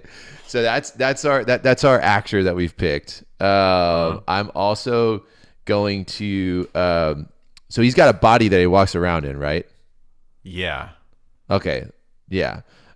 So I'm saying let's see. What does he look like? What I feel like clothes for this to be a I don't know. I don't want to do like black suit or anything. No, because we have to think about what he is to these people. So he's some sort of like AI, like angel program that comes to your town and then becomes like. Have you seen The Good Place? It's like this is Janet. They can summon like this AI being that's like Google, and like it like will talk to you, and like so he could be like this for this town or something. Oh, like this like God character that shows up and like is your like Google for your town, and he does all your wiring. He's basically gonna like streamline everything and get you up and going, and so this is this service that this billionaire Amazon, whatever Jeff Bezos guy offers, is he sends out these clones of himself that go to these towns, and they hate it. They hate doing it. Town, or at least this one is cloned for whatever reason in this town. I like the idea of this clone wearing like hating the clothes he's wearing too. Like, so he wears their local clothes then. Okay. He wears like whatever. Yeah, his like if this is taking place in like Alaska, I mean, I feel like a mid-American, like Midwestern vibe makes sense. Yeah, that's where I was landing too. Yeah. Like, let's say this is in Kansas. Yeah. Or Oklahoma. Mm-hmm. Just one of the worst places. No hate on Kansas or Oklahoma. Love both. But let's say it's like I'm thinking like flat. Yeah. And like water tower type town. Yeah. You get in there and just like one street pretty much. You look in any direction and you can see the full horizon. Yeah. Okay, so our set design is I'm seeing him like the classic scene of like Big Shot enters small town. Like I'm seeing him standing there with his like laptop bag, and he just got like the limo drops him off or something, and then it drives off, and he's just like standing in the street looking at this town, and there's a water tower in the background, there's a diner, there's a laundromat, and let's see what else we got in this set. What's he looking at? He's looking around. He's like, God, this sucks.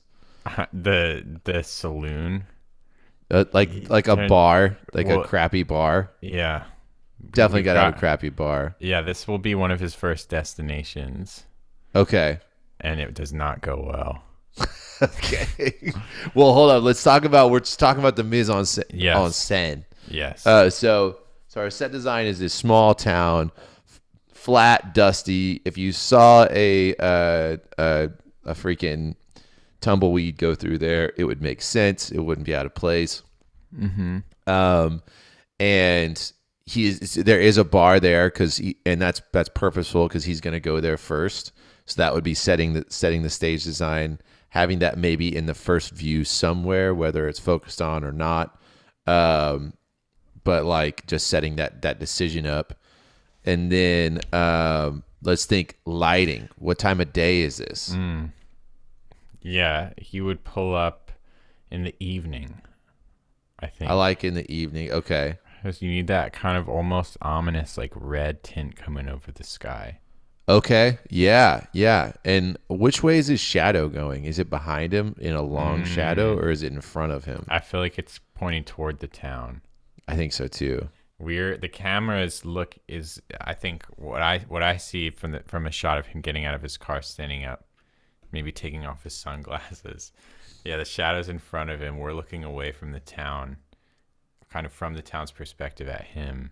But also, like, if you zoom out and see him from behind, it looks like he's coming at the town. Mm-hmm. If the shadow was going behind him, it'd be like the town is coming at him type thing. Yeah.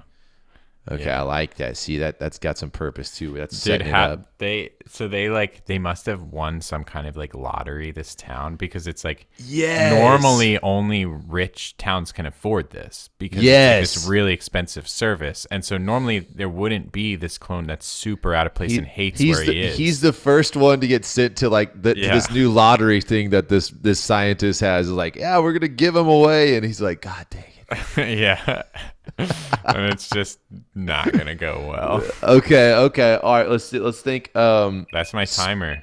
Hold up. We got this. We got this thing cooking just a little bit longer. All right. Can we add any focus or thought into space and composition, representation of space, depth, proximity, size, proportions, places, and objects? What do you think? I mean, composition. I think creating the like where in the frame, because I'm imagining this framing now in this town and him from different angles, different sides. Like, how big is the town? Is it like a really tiny town? Are we able to get one frame that captures the whole town and him walking toward it? Like that is like sort of a placement composition thing, and I think having it be a town that you could get within one frame, that you don't have to pull that far back from him. Like, you can still see like the detail on his jacket, and then it's like 12 houses going back along one road. Yeah. Okay. So I'm thinking like composition wise of like where I think about that as translating to what building is he closest to? What If you're closest to the bar, you're probably going to be hearing the bar already. If you're closest to a diner, you may hear plates clanking. If you're, wherever he may be, maybe, like, what if he? Okay, yeah, we'll just put him next to the. next to the diner or next to the bar. That's why he goes into the bar first. Yeah. So that would be like setting him up to make a move. Yeah, like how many cars are on the street? Like, is it busy? Are there people walking around looking at him? Like, I who the hell is this guy? Like or he would be showing up probably wanting to connect with whoever is in charge of the town, right? But that would be its own little challenge, the town not really being an established thing. Like I think that his first sort of where he shows up first actually would be like some guess at what like the mayor's house is, but it would pretty much just be a random spot that he starts asking, which may end up being like the saloon or like the inn or something.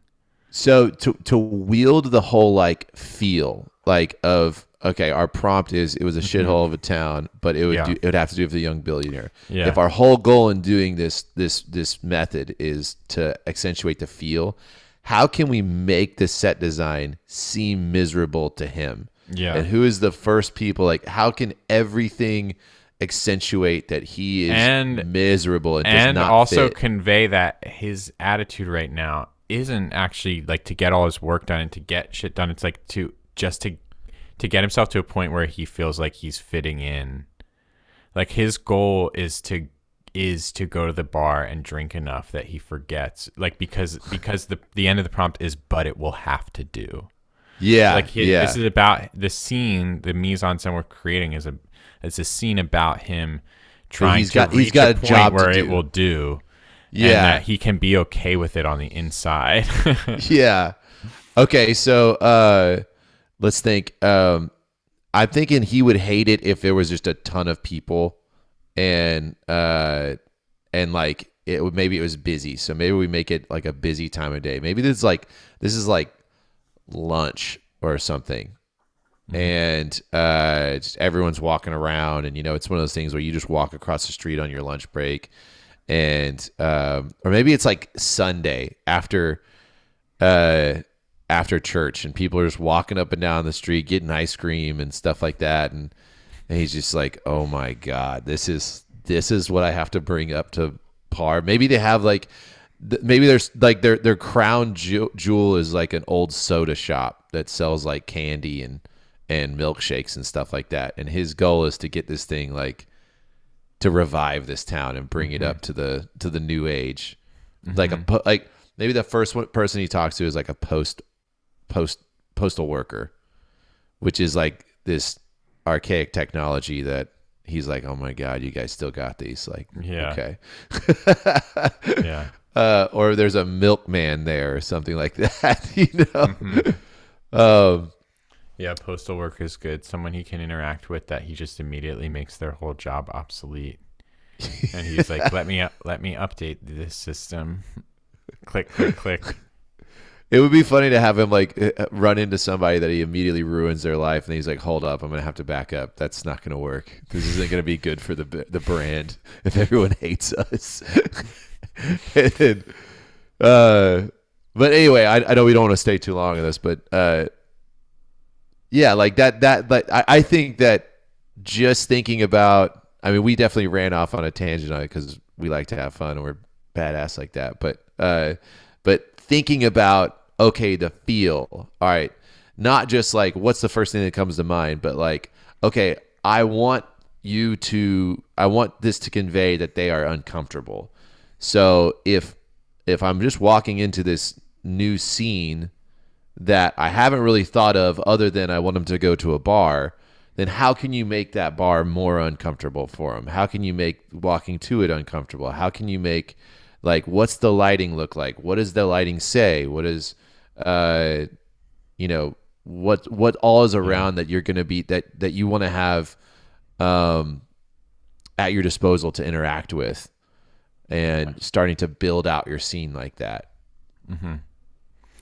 And we're again talking about this as sort of part 3 in like a story development series. Yeah. And so this is a sort of the way that we're thinking of as a building out, going from looking at the macro scale of like storytelling as a whole, the 3-act structure, narrative arcs, and then coming into a more detailed understanding of building out your scenes. Obviously, we did a live write in the last episode. That was pretty cool, where we sort of did this with an actual scene of writing out detail for detail, how we would write a scene back and forth between me and Micah. And this is sort of going into more detail on that process and that aspect of the scene building. This approach I don't think should be used on drafting at all. Like this, because you can get bogged down on this and definitely I feel like this is just a really good kind of like maybe like second drafting. Like you get your draft out, you know where the story is going and all this stuff. You know what you want them to feel. You know how they're going into a scene, coming out of a scene. And then to like go in and look at your scenes and just pay attention to what's in there, what's not in there, what could be in there, what needs a little bit more detail, what would make more sense, like making sure that if I mention the jukebox was playing, like, does that have a purpose? Maybe I should have a song there. What's the song going to be? Like everything having a purpose instead of just like random information. Yeah, it's very much like the stage of like tone. Yeah. It's like you definitely want to lay out your skeleton and know your story first, but like there's going to come a time when you want to introduce mood, tone, vibe to whatever your project is, story, song, and set design. In set design would be like props too, like if you have a weapon, we talked about this in one of the episodes briefly, but like weapon choices for people says a lot about them, especially if they're proficient. Just giving everybody a sword. What if they have a halberd? What if they have a spear? What if they have a bow? What if it's a gun? What if it's magic? What if it's this? Like, all of those have different types of personalities and backgrounds and all this stuff like that. Like, thinking about, why are they wearing a cowboy hat? Is it just because that's how they looked in your head? Well, you probably need a reason for that. We need a backstory. Like, what? It's a small, easily concealed pistol that they carry. Well, why not a big pistol? Like, so what does that tell? Why is it that, I heard it described well, where it was like, yeah, you may be talking about, you have a car in your, story, and then you drop your own car into it because you're like, oh, I know a lot about this car. This is something I can make really realistic. So yeah, he got into his F-150 and took off. But would it make more sense? Would it flesh out the character more to like have a specific car that they have, and there's a reason why of that car? Maybe there's a year, a model, a make, an income of where they would be at that time, or maybe this is a passed down car from their father or whatever. Little things like that even if it's just held in your mind, just fleshes out the depth of a scene, the vibrance, I feel like. And it's like the definitiveness with which you speak as a writer, like, always goes a long way. And that kind of like just being able to throw out the actual model of the car, like, it's so much quicker of a way to get out the idea and more specific than like if you were to just pair together a general adjective and noun to get across, like, you want to say it's a big car, like you put in like massive caravan versus like actually writing out like suburban or like F-150 or like writing in the name of a car just gets it right across to you, and you're not interacting with, dude, like one of the rules that I've loved like following for writing and thinking about has been like the rule to which like I was told to me kind of wrong at first, which was like never use adverbs, because anytime you're using an adverb, you should just be using a more colorful verb. So like instead of saying he opened the door slowly, you say he creaked open the door. I see. Or like instead of like he sneakily put his hand in the bag of chips, like he snuck his hand into the bag of chips. Like there's there's usually not usually even like there's just sometimes it's just something to think about. Anytime you're trying to describe any action, use the most colorful verb that you can to describe the action, so that you need to do as little extra work of tacking on words to make that thing as specific as you had the image in your head of what the person is doing. Like if someone's taking their backpack off their back, make it a visually interesting moment. Like they're slinging it off, or like they're whipping it around, or they're doing something that gives you an image in your head that's like very definite, and you wouldn't know as a reader why it's more interesting that thing happened. It's just that it was something that actually had enough of a hook visually to get your mind just doing the thing. Yeah. And then you're just seeing it, and you don't have to be like thinking about the logic of what's happening in the scene. It was just a visual in your face moment. And that's true for verbs and adverbs, but it's also totally true for nouns and adjectives. Like take any moment that you're describing a noun with an additional adjective and ask yourself, like, say for whatever reason, you know, someone has like green paint on their face or someone, and it's like a green human, like, and you're trying to say like green and then the green person, but then like what if just think about another way you could say green person. What if you just called them the goblin? Like everyone would know that when you're saying the green, that if he said the goblin, then you meant like the green person. You know he's green. But it would just like, it would just add color and flavor to the scene of like, of however funny that moment is. Like, or that goblin skin, you know, like you're like, oh, okay. Yeah. So orcish hue, you know? Yeah. So like any time that you have an adjective or an adverb, just start thinking about, is there a way to bake that concept into the noun itself? Is there a way to bake that into the verb itself? Yeah. So that I just have one word that already was totally visually fulfilling. I love that practice. That's really cool. Never thought about it that way. I try to find like the most like, I try not to reuse verbs a lot, like descriptive verbs, and like whenever they're getting like really juicy, you know. Which runs me on tangents of finding like other words and everything that I'll tweak just so it just continues to stay fresh. But I like the idea of like, okay, I'm throwing an adverb or an adjective in there.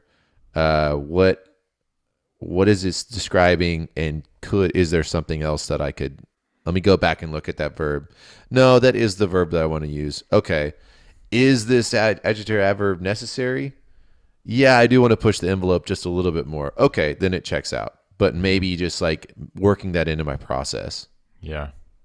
Help trim the fat and make and boost the color. Yeah. It's like it's just one of those almost like auto-correct type things that you don't have to do much mental work around. You can just like, it's like it's like canceling out numbers in a math problem. You can kind of just like look over your thing and be like, oh, there's a lot of ly words. Let's just look at those verbs and see if I can find a way to collapse this into one word. Yeah. I like that. Hell yeah. Well, let's see. We should get into stories. Yeah, it's time to move on to these challenges. Probably get them going as quickly as possible. Okay. I do want to there are some time constraints on the episode, nothing too extreme. Today, Julia is recovering from surgery. So I'm taking care of Julia today. Yes. So okay. We'll have to be getting back to that pretty soon. Yeah. Yeah. And that's that is a general word out to for everyone, sending energy out to Julia on recovery. I mean, like at this point, by the time people are seeing this, she's recovered.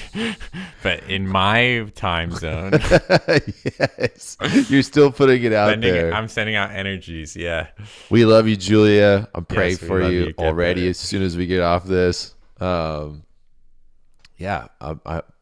she's on the mend. Yeah. Good. Wisdom tooth. So, okay. All right. Nothing like unexpected, like big to long term, but yeah. Yeah. But she's doped up right now. Huh? Oh yeah, she's so out of it. All right. Yeah. Well, let's just hop in. So, this is this whole episode is part 3 of story development, and we have. It's been a long road, and like we said before, we've got some champions who are just keeping in step and have hit it every week for each 3 parts. We're so proud. What started out with 1 word grew to 50, grew to 500, and then grew to 1,000. Mm-hmm. And that's what we have. And we don't want to miss a single one, so we're going to share all of them. Yes, sir. Also, some of these people are going to be graduating from the curriculum. Yes, indeed. Yes, so like 5 graduates, I think. Yeah, so that's exciting. Meaning we're going to be able to start lining up, having some Right Guy community guests on. Yes, to talk about all this. Yeah, hopefully we'll be able to have some of those interviews in the next episode. Yeah. So, for anyone here who hasn't listened to the past 2, why don't you give us a rundown of what this whole deal was? Yeah, so we started this out with a activity that we were calling like seeding. No, seeding was a different thing. We sort of ended up naming the challenge after seeding. Seeding, rapid prototyping, drafting. The idea was to take a single word. And Micah's word was oracle for the challenges stories he was writing. Mine was spell, and so anyone could take either oracle or spell and write a 50-word flash fantasy about that word. That was week 1. In week 2, you took that 50-word story and you're to expand it to a 400 to 600-word story. So take that little scene idea and make it into a little story length thing. You could add into it. You could add words into it and just grow those 50 words into a more fleshed out thing. You could just start writing after it. You could write before it and work into it. But either way, or just to grow that 50-word fantasy into a 400 to 600. Yeah, and then after week 2, we kind of said, hey, that 400 to 600 word story that you have there, that's just got set in place. That's written in stone. Now for challenge 3, write an additional 400 to 600 words of content that will go before or after the existing content. So without changing the original manuscript in any way, building it or editing it, you're just now building around it. Furthering before the story. Or after or both. Mm-hmm. Yep. And here we are. So the people that we're going to be reading, they did all 3 steps of this. Yeah, and we'll reference each story for the sake of time. We're not going to read through the full 1,000 words right now. If you want to hear the stories from last week, you can watch the end of last episode where we go over all of them. Yes. Okay. All right. Let's see. I am going to kick it off with the legend herself, Anna. All right. This is the Golden Bow Part 2. So here we go. And yeah, this is just picking up what she added on to it. Aeneas' footsteps echoed in the dark passageway as he and the Sibyl marched down deeper into the underworld. Aeneas remembered tales told of the heroes of old who ventured to these realms, the terrors they had seen. He steeled up his courage for the moment when he might come face to face with the Cerberus or the fearsome harpies. Finally, the descent stopped, and Aeneas and the Sibyl walked out into a wide, flat plain under the earth. Shadowy, whispering shades of the departed flitted about, scattered as far as the eye could see. They gathered around Aeneas and the Sibyl, around Aeneas and the Sibyl, muttering, "Living souls in the kingdom of the dead? The Lord of the Dead will not stand for this."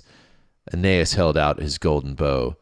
"We come sent by the gods to pursue destiny," he announced in a voice that was braver than he truly felt. The shades scattered away from the faint glow cast by the golden bow. You will find your father in Elysium, the realm of heroes, the Sibyl explained. Follow me. Aeneas followed, trying to ignore the tormented screams of the wicked being punished in Tartarus, or the dark shadowy shapes of shades and monsters that scattered before the light of his golden bow. He had faced and defeated many a mortal enemy, but insubstantial foes were more fearsome, because they preyed not on the flesh, but on the mind. Finally, he and the Sibyl reached a golden gate. She gave a signal and the gate swung open, revealing a bright, sunny plain where heroes practiced fighting drills or feasted and spoke of old times with their friends. Aeneas spotted his father, Anchises. Well, how would you say that? Anchises? Anchises, I would say. Anchises. Yeah. Aeneas spotted his father, Anchises, instantly and ran up to the old man. Father! Son! So you have journeyed all the way to learn your destiny. Yes, father. Ah, yes. You're very close. You're only a few days sailing from the shores of Lavinium, where you will find the hospitable people that will take you and your men in, and the princess who will join you in founding a new destiny. The princess is unfortunately betrothed to another at this time. There will be conflict, but trust that you will emerge triumphant to found a new city. What kind of city will it be? Anchises beamed. A grand city, my son. A city of marble and gold, a nation of heroes, of warriors and high priests, of sturdy farmers and just leaders. A kingdom that will rule over the whole world. Aeneas marveled at his father's words, speechless. It is time to leave now, son, said Anchises. The Sibyl nodded her agreement. Aeneas wanted to stay to spend more sweet moments with his aging father, but understood that there was no time to dwell on the past. He had to move forward to his destiny. Anchises gestured toward two gates. One was of gold, the other of ivory. Exit through the ivory gate, my son.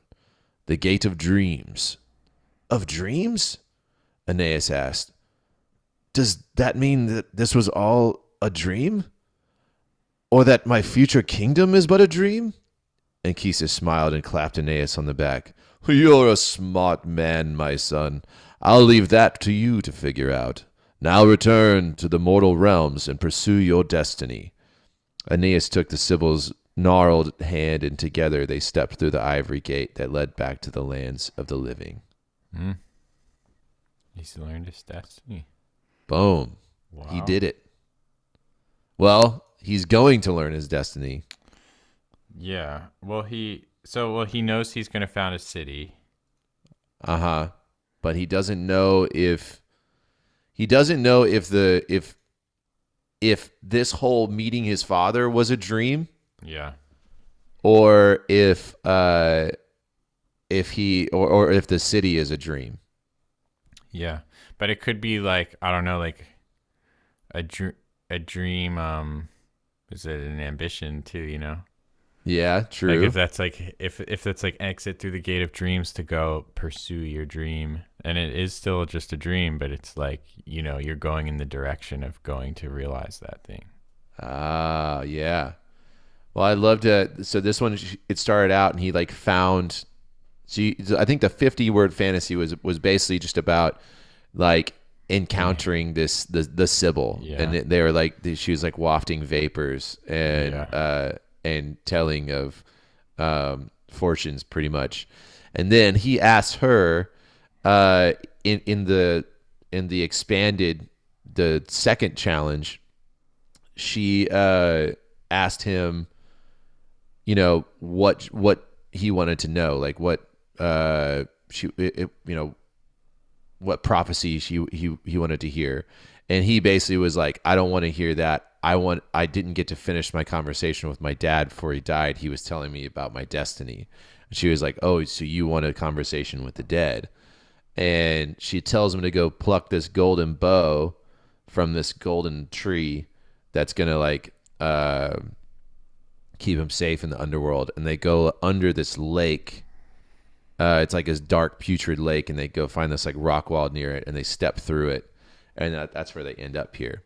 So I'm curious. I mean, it's exciting because we're gonna end up having her on, and I'm curious to like ask her like what's going on there. Like, did he ever go through that rock wall? Did he fall asleep there? Like, did she put him under a spell? Like, what's going on there? But either way, it's very colorful. Yeah, it's a cool story. Cool, lots of cool little scenes and like little like glimpses into different like tableaus in this little world. I think it's a cool world, cool way that the magic system kind of works very mysteriously and around like the divination and fortune telling. I think the vibe of the characters are cool, the way that they interact with each other. I love all like the references to Greek mythology and lore. Obviously, like you're starting with the idea of the Sibyl, which is like already connected with all that kind of historical lore and stuff. But then like the mentions of Tartarus, Elysium, these are all like brush strokes that like painting with them, like Mike and I have been talking about Mise En Scène and vibe the whole episode. Painting with those words calls to mind such a specific like realm of imagery and mythos. And, it's just a cool thing to kind of draw on and to see it done here. I liked nice. her touch with the like Hall of Heroes type thing where he goes to these bright golden gates, and immediately there's just like these heroes of old like either doing fighting drills or feasting, and just like and like sharing glory day stories. Like I could like see it, when they came through. Yeah, it was cool. All right. Yeah. Way to go, Anna. I'll go ahead and grab another one off the shelf. Okay. Okay. I will talk about Jamison's. Okay. The One's Tavern. So set it up. Let's set it up what it was before. Yeah. Yeah. So you had this like this group of people who are in this tavern. The level 1's tavern is the idea of it is it's somewhere that people go early on in an adventure. It's a play on words for the like level 1 or chosen one, but the One's Tavern is like a place that a lot of heroes are at the beginning of their journey for whatever reason. And in this story, you have this interaction between the bartender and these characters, Florin and Stahl, who are trying to cast spells in the bar and getting up to different levels of mischief. And a big part of it, the story was kind of going into this magic system of source carving. That was kind of this cool, unique thing. That to not go into too much more detail, I'm going to read the second part of the story, and if we have to supplement with additional context, then we can do that. That's okay. Yeah. Yeah. But, okay, so here we go. Florin shrugged off his twinge of guilt. He feared for the lives of the guards he left behind. "May mercy find you," Florin whispered while leaving the cave. He wasn't particularly a religious man, however, he couldn't help but utter the simple prayer. The cave where most resonant shards were found was almost always crawling with guards, but tonight they seemed distinctly uninterested in performing their duties. Those who remained at their posts laughed with the ferocity of those who had too much rum. Surely they must have been briefed that some fool had been successfully descending the treacherous mountainside hunting resonant shards. Bane of Idalium, they called him. Florin did not think himself a Bane, a heretic perhaps, but only because he defied the law of the Academy. Certainly at this point, Florin accepted that he was in fact a thief. The Academy was not known for their forgiveness. However, Florin still wished hopelessly that those who failed to uphold their duty tonight to stop him got their chance to laugh another day. Florin climbed until he was well out of sight. He closed his eyes and resonated until he heard the small whistle of the note. He inscribed several 100 feet above him. Ascend.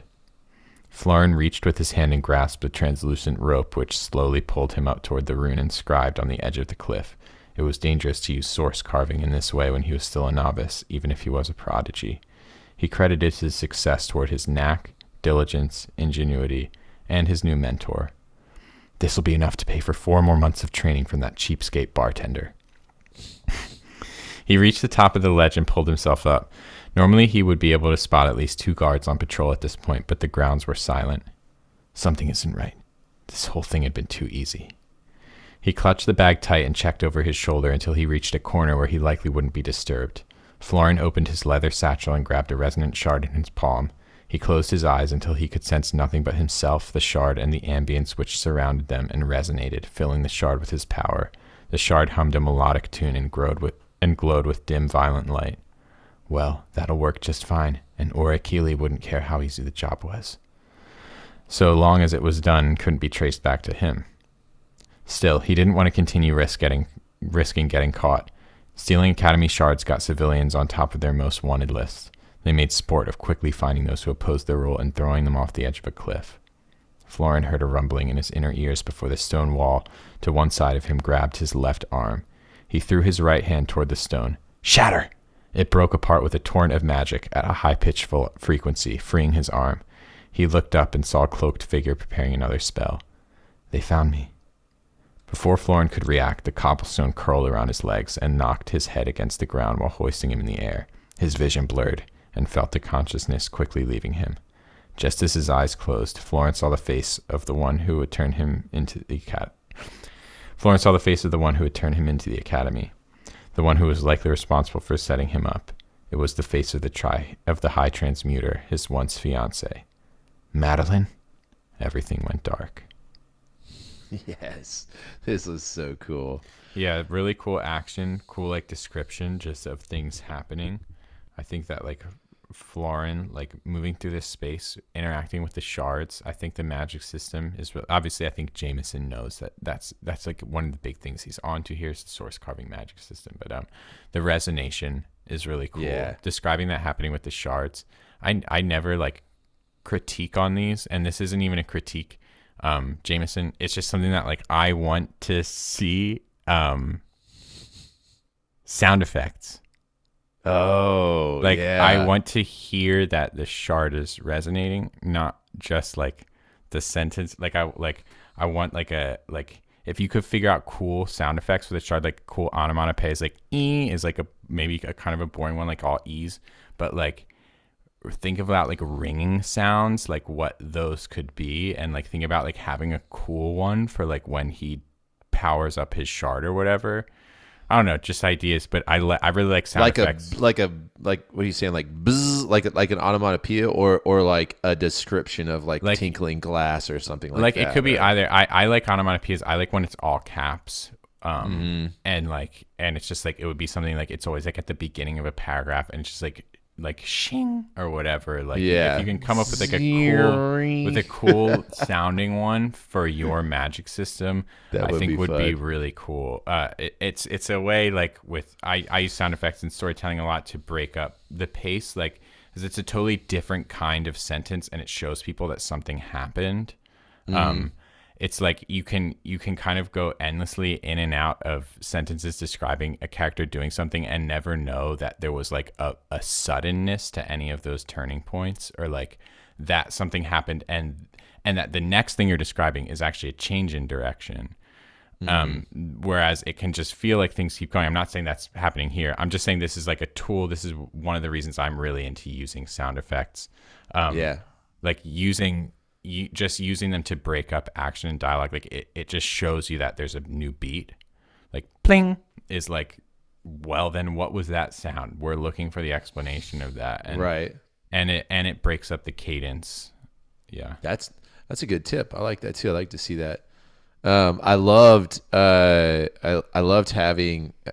I like magic systems where you can prep things, you can make preparations beforehand. He had carved a rune, he had source carved a rune 100 feet up, and then he resonates and ascend, and then like a translucent rope shows up and starts pulling him upwards. Like that's like I love hearing some like strategy, where it's like magic isn't always just happening like off the cuff. It's like, oh, he prepped for this. Yeah. And that's how he's able to pull off these crazy cat burglaries, like he's using magic as a tool, not just as like the one way. It's just a part of the puzzle. Yeah.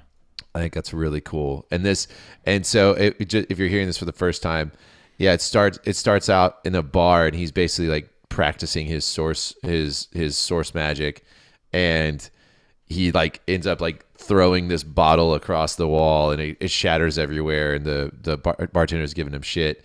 And here you realize that he's actually getting lessons from the bartender, which I think was a really cool full circle thing. And also he's trying to impress someone, if I remember correctly, in the past one. Like he's trying to impress the high transmuter. And then and he's like, hey, I'm gonna get her this time. And like she's in the bar when he does that trick, and it fails, and then she just kind of like walks out, and he's like, Madeline, and now we get to see Madeline is his ex-fiance, and she's also fucking wrecking him, like like grabbed him with the stone wall type thing, and she's just like she's evidently obviously working for the academy. But I don't know. It definitely just throws a lot of color on this story. Like I feel like this is a very solid story that you could easily turn into a book. Yeah, it's got all the elements. It's awesome. Great job, Jamison. Yeah. No, and he did talk about like how this has been an idea that's growing, and he said like maybe one day this seed bud will continue expanding into a forest. So we're excited to see it wherever it goes. Keep us absolutely in the loop. All right, you've got to pick one now. All right. So I'm gonna go with Bryan's. All right. Okay, let's see. I think, where did his end last time? I think it was Gods, I hate this bitch. Yeah. Okay. All right, cool. All right, so basically where we're picking up in this one is these two shield brother lovers are in battle, and one dies, and the other cast the forbidden spell, which is basically a revival spell. And the guy comes back to life, and he's like, why did you do that? And he's like, no time to talk. We got to get out of here. And they're basically running for their lives off this battlefield. And they're about to the clearing in these trees, and this sorceress is what it seems appears out of nowhere, and it basically she's summoning spears and stuff, and she's her last thing she said, or she appears, I'll just say, let's see, a raspy laugh rang out from all directions as a figure adorned in a great billowing cloak of the darkest purple emerged from the flame wall and strode towards us. Felina. Our hands clenched tighter as we both reached for our blades. Her cat-like green eyes danced with flame and hatred as she sharply flicked her right arm toward the ground, and a black spear issued from her palm. Finally, she purred. Your flesh will be in ribbons, and your abominations will cease. Looking at my partner with fear and anger, I said, Gods, I hate this fucking bitch. So that's where we're picking up. So she's just showed up. Hate me all you want, Felina hissed, but I am positively soaked with pleasure and knowledge that this spear will be the last thing that penetrates you, and neither of your filthy sword-swallowing mouths will be able to bring you back from the dead again. My mind raced. How did she know I had done that? How did she know what I'd done? I I am no simpleton. The carrion above the battlefield see and hear many things for me. What do we do? Garwin grunted through clenched teeth. I fumbled my thoughts for a moment before my brow furrowed and eyes darkened. We kill this raging cunt, I spat.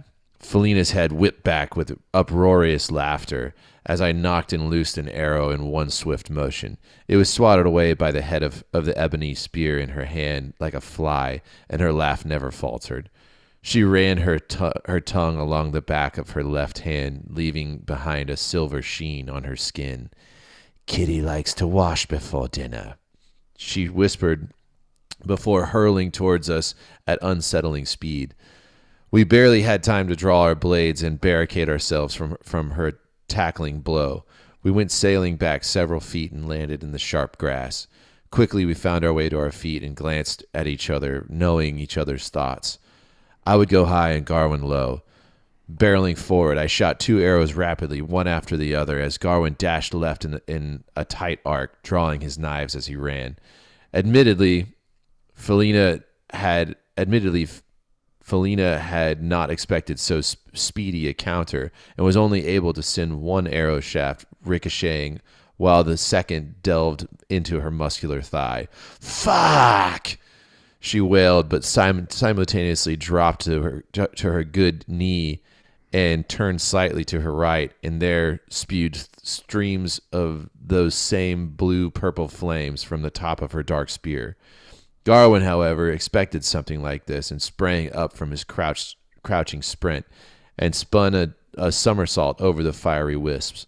Landing, he rolled into another skilled tumble and flicked his knife. It whistled a sharp and eerie song as it plunged its cool blade into the fleshy patch beneath her right armpit. She howled with pain and fury, and from her entire being there issues forth a violet blast of energy that flung them heavily to earth. Heaving breaths issues from Felina's wide, toothy mouth. She scooped up her spear and strode slowly toward Garwin. She knew this stained-souled lover would not recover in time to stop what she would do. Then she would move on to me. But Felina had ambition and desire that far outweighed her wisdom, and she had already underestimated us both. This was far from her mind now as she stalked closer to Garwin's fallen figure. Preparing to plunge her weapon into the heart of this plague of a human, she felt a sharp tug at the small of her back and a burning pain.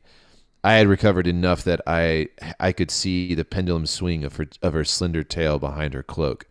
Fixing a rope to the shaft of an arrow, I aimed true and struck the end of the tail, fastening it to the ground. More shocked than in pain, Felina grasped and spun like liquid lightning and cast her spear straight through my eye socket. Like that, I was dead. Sighing with relief, she turned round once more, but before she could take in anything, she felt her teeth clench together with a shattering force. Her talon-tipped hands scratched the air wildly right before her eyes went dark and her body limp. Garwin, now on his feet, withdrew the blade of his knife from Felina's chin in a swift motion that sent a sickeningly wet spout of garnet blood spewing as her corpse fell to the grass. He clasped his throat as he realized his own blood was a fountain of scarlet and hot bubbles. Felina, in her death-crazed slashing, had hit her mark. Falling to his knees as his vision blurred, he focused on the body of his great love, knowing it was now incapable of saving him, and he was unable to save me. Nothing. Cool ending with just nothing whenever everyone's dead.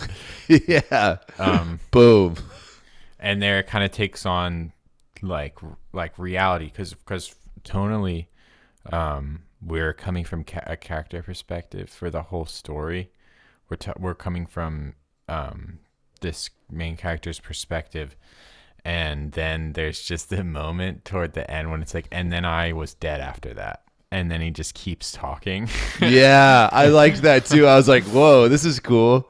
And like obviously, like in any story, you know that they're not alive in the moment they're describing it, because it's like past tense. So it's like this is like a journal that he's penning wherever in the afterlife or whatever. And there's no break in like the possibility of this being text that exists, but it's like you get this moment where it's like this can no longer be reality as described through his eyes, where he was in this place in time, like it was leading up to here. And then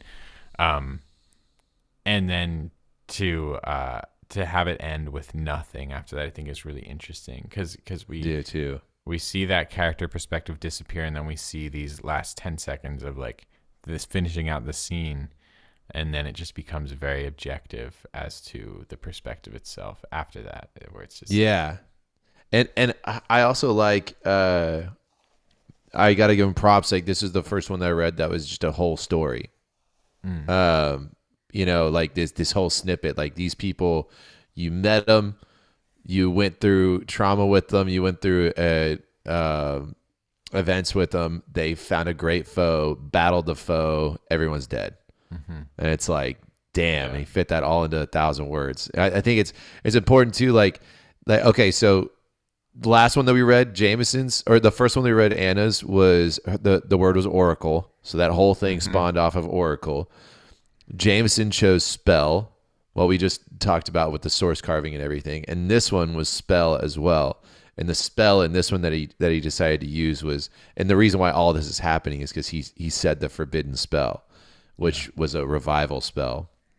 And I also love that he made them gay, just these two badass gay lover warriors.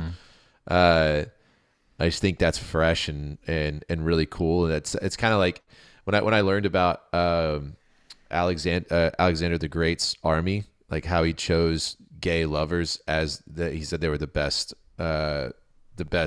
shield brothers, because they would always watch each other's backs, and they would always do everything they could to protect each other. So like pairing them together, they made this unbeatable force, which was true because he's Alexander the Great and he conquered like crazy with that. So seeing it worked in is awesome. Yeah, that's interesting knowing that historical tidbit. Yeah, very cool. And I also loved Felina. I thought she had awesome cat-like features and everything without it being too far over the top. Yeah, agreed. Good boss fight. That was awesome. Yeah, great boss. Love a boss fight. Great boss fight. Great story.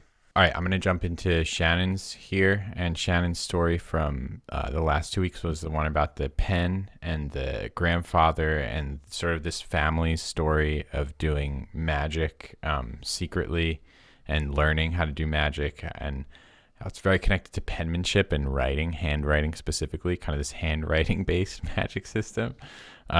She chose spell as well. Yes, that was based on spell, and basically we just saw her interacting in a school environment, rewriting a teacher's memory, and then recounting the experience to a fellow student and connecting with a peer over her secret life. Right. So we have a continuation here, and I'm just going to jump right in. Let's go. As she rounded the corner, she spotted her girlfriend's blue Ford pickup in the driveway. That's right. As she rounded the corner. All right. That definitely changes the story if it's a girlfriend. As she rounded the corner, she spotted her grandfather's blue Ford pickup in the driveway. She sighed, knowing that it would be another long night. "Hey, Devin," her mom said, looking up from a pan of ground hamburger on the stove. "Papa's over." "Yeah, I noticed," she replied, hanging her backpack on its hook. She could hear the news blaring on the television already as the smells from the kitchen welcomed her home. "What are we having tonight?" "Beef stroganoff, Papa's favorite," her mom said with a smile. Devin grimaced at the thought of the upcoming meal. "Go say hi." Devin found her grandfather perched on the edge of the living room sofa, eyes glued to the television. The coffee table was overflowing with the stacks of books, notes, and stacks of paper covered in calligraphy. "Hi, Papa." "Have a seat." The old man patted the cushion beside him. Devin couldn't make out what the men on TV were arguing about. Have you been practicing your inscriptions? Yes, sir. And how's that been going? I successfully lapsed a memory today. Memento. That's a tricky spell. Thank you. He cut her off with the sound of frantic but perfect pen strokes on paper. The men on TV were arguing over something important and political. A United Nations meeting? She couldn't tell. She read the inscriptions. Peace over power. Frieden über Macht. Paix sur le pouvoir. Half a dozen other languages followed. It was the UN again. The arguing died down. The spells were effective. I'm going to go to my room and work on my homework. Good to see you, Papa. This is much more important than your homework, Devin. I actually have a new assignment for you tonight. He put down his fountain pen and stretched his tired, aged fingers. She sat back down, hopeful. I'm ready. What kind of inscriptions would you like me to learn? The old man reached into a leather bag and pulled out a thin paperback book. No new inscriptions. A reading and penmanship assignment. Every American scribe should read a copy of Common Sense. Penmanship? Are you serious? My hand is so freaking cramped from yesterday, and I'm behind in every class, Grandpa. I can't spend another night copying out of another old book. This old book crafted the virtues of a nation. If you want to understand the minds and spirits of the people around you, you need to grasp every ideological influence passed down through generations. And your handwriting is still sloppy. No, it's not. When you're writing a one-word spell, maybe. Try a page of inscriptions and we'll see how effective those spells are. Devin stormed off to her bedroom, tore out a page from her journal, and wrote the words, "Go easy on her." Nice try, he hollered from the living room. His mind was too trained. He could recognize which thoughts were his own and which were a foreign inscription. There was no swaying the mind of a scribe as well trained as him. She would have to get back at him another way. Beef doesn't belong in cream sauce. She wrote on the next line, taking her time with every letter, focusing her thoughts and the intentions of her heart. Hey guys, her mother's voice rang through the home. What do you think of having tacos instead? Success.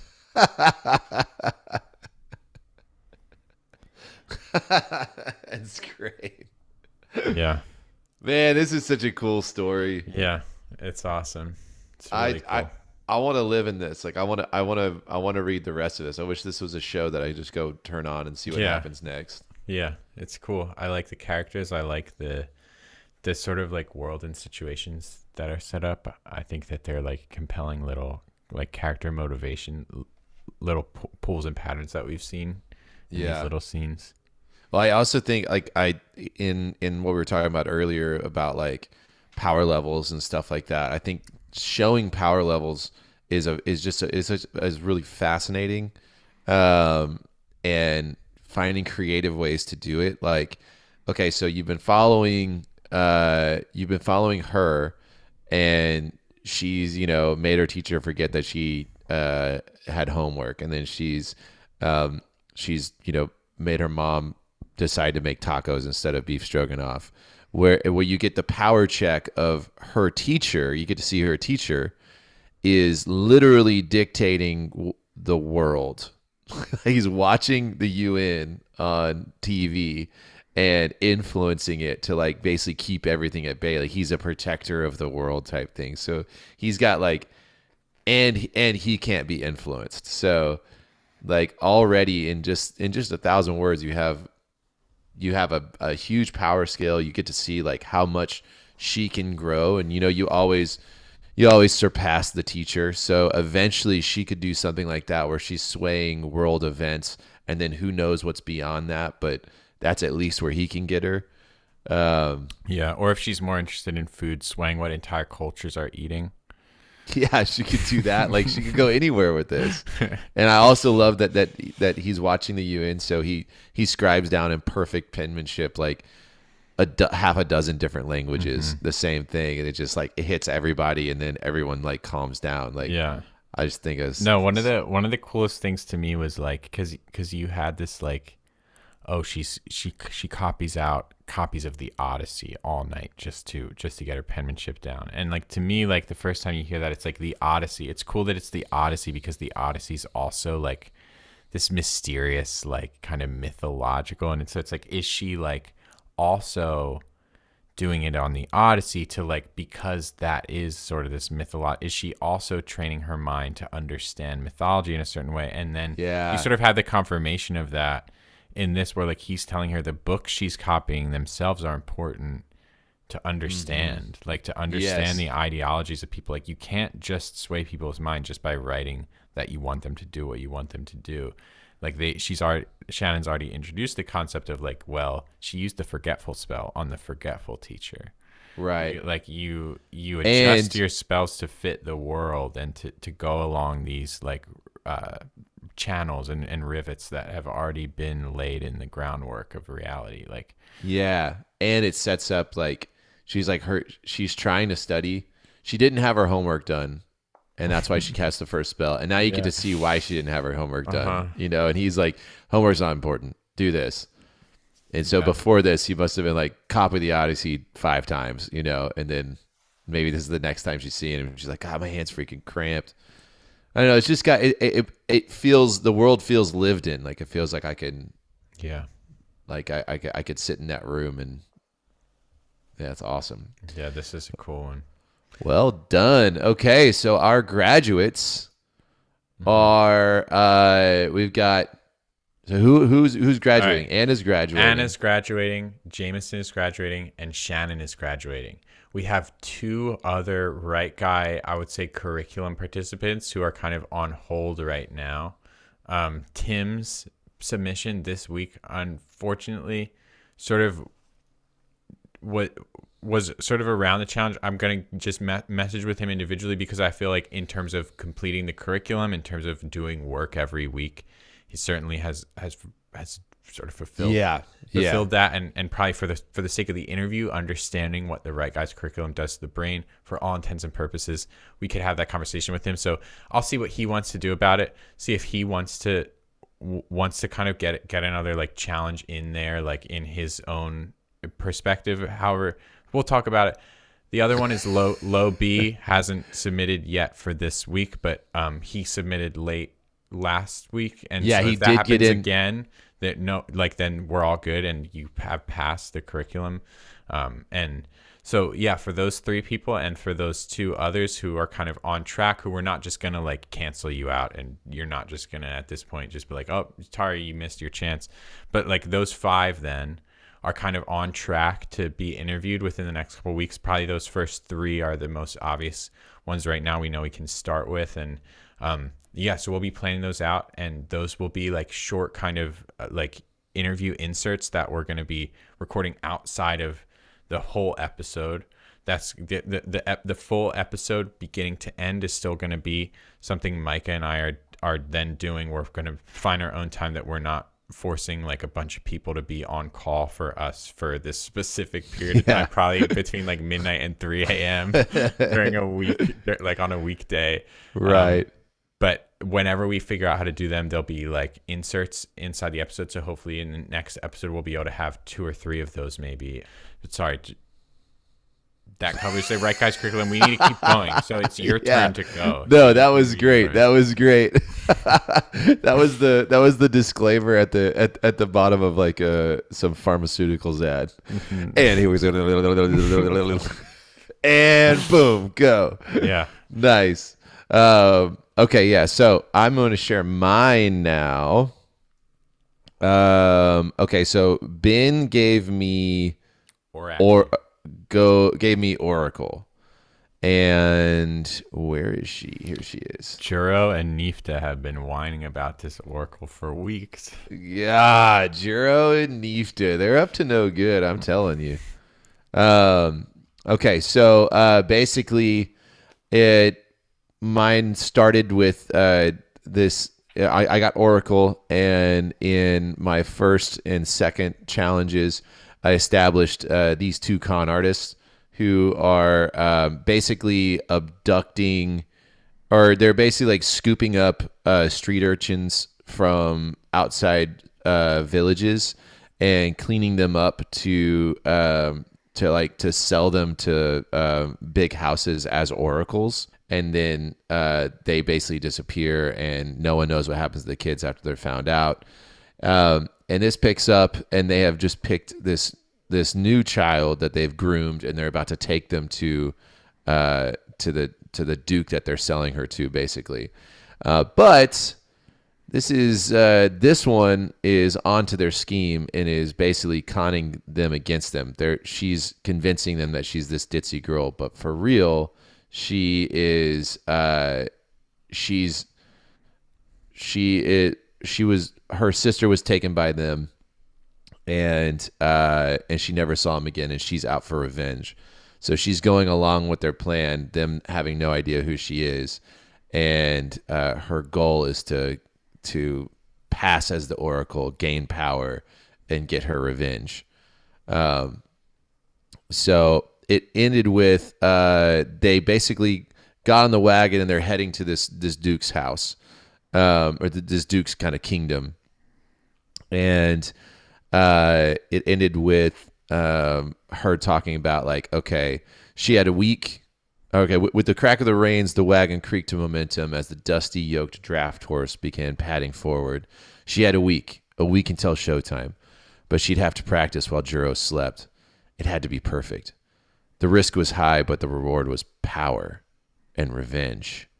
If it worked, she would be the last. Her first demand, Nifta's head. After that, whatever the hell she wanted. And then we'll pick up. I'm going to shoot this over to you so you can. Mm-hmm. So I decided to make it kind of like a chapter break. And I wanted to write, like, what do you call it whenever you have like a little thing at the top of a chapter? A Brandon Sanderson chapter. yeah. It's like a sizzle, like a little like flavor text. But this was it. This is beginning it. Life simply can't last in the dead for long. Elizara, Moon Mother. Lake opened her eyes to the wagon slowing. You sure do sleep a lot, little miss, Juro remarked as Lake blinked in her surroundings. The road following the river had led them atop a hill that gave vantage of a small city in the distance. She yawned. Where are we? 2 days' ride from the Duke's. This here is the last decent stop for supplies. Want to get a hot meal, you a bath, and a good night's sleep for the both of us, Juro explained. The waking Lake's face pinched in surprise. A bath? Again? Yep, nobles take them all the time. You'll get used to it, Juro chuckled and clicked his tongue, jolting the horse and wagon back to pace. This was it. Her last chance. The past 5 nights, all of her practice, completely worthless. She was an obvious imposter, no matter how hard she tried. As much as she hated to admit it, maybe guising the squeaky voice of adolescence with a wizened, ancient tongue takes more than a few nights of practice, if even at all possible. Come to think of it, she hadn't ever even heard an ancient, wizened tongue. How the hell did she suppose she'd feign one? But this place, this one night, this was it. Her last chance to find a way to sell this. She'd never been to a city this big, much less a city, ever. But she heard the stories. Anything you can imagine wanting, someone's selling it. So someone here has got to have the trick she needs. There'd be witches, alchemists, mediums, tinkerers, runesmiths, and dark breweries. Not to mention plenty of things she'd never even heard of. If the stories were true, that is.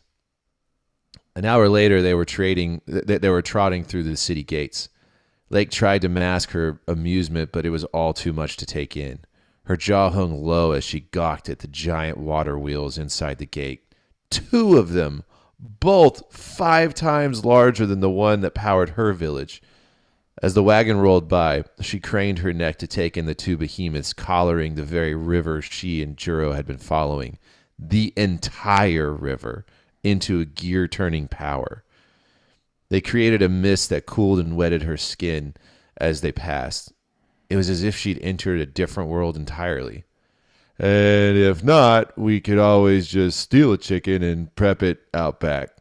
She realized Juro had been talking since they entered the gates and had no idea where he was in conversation. Oh, sounds good to me, she tossed out aimlessly, whipping her head around to survey the street they approached. Inns, merchants, kitchens, peddlers, they were everywhere. She took a deep breath as they passed, and a familiar foul smell invaded her attempt at wafting the sizzling savories. A stable must be nearby too. God, that's rank, she thought. Possibly multiple stables.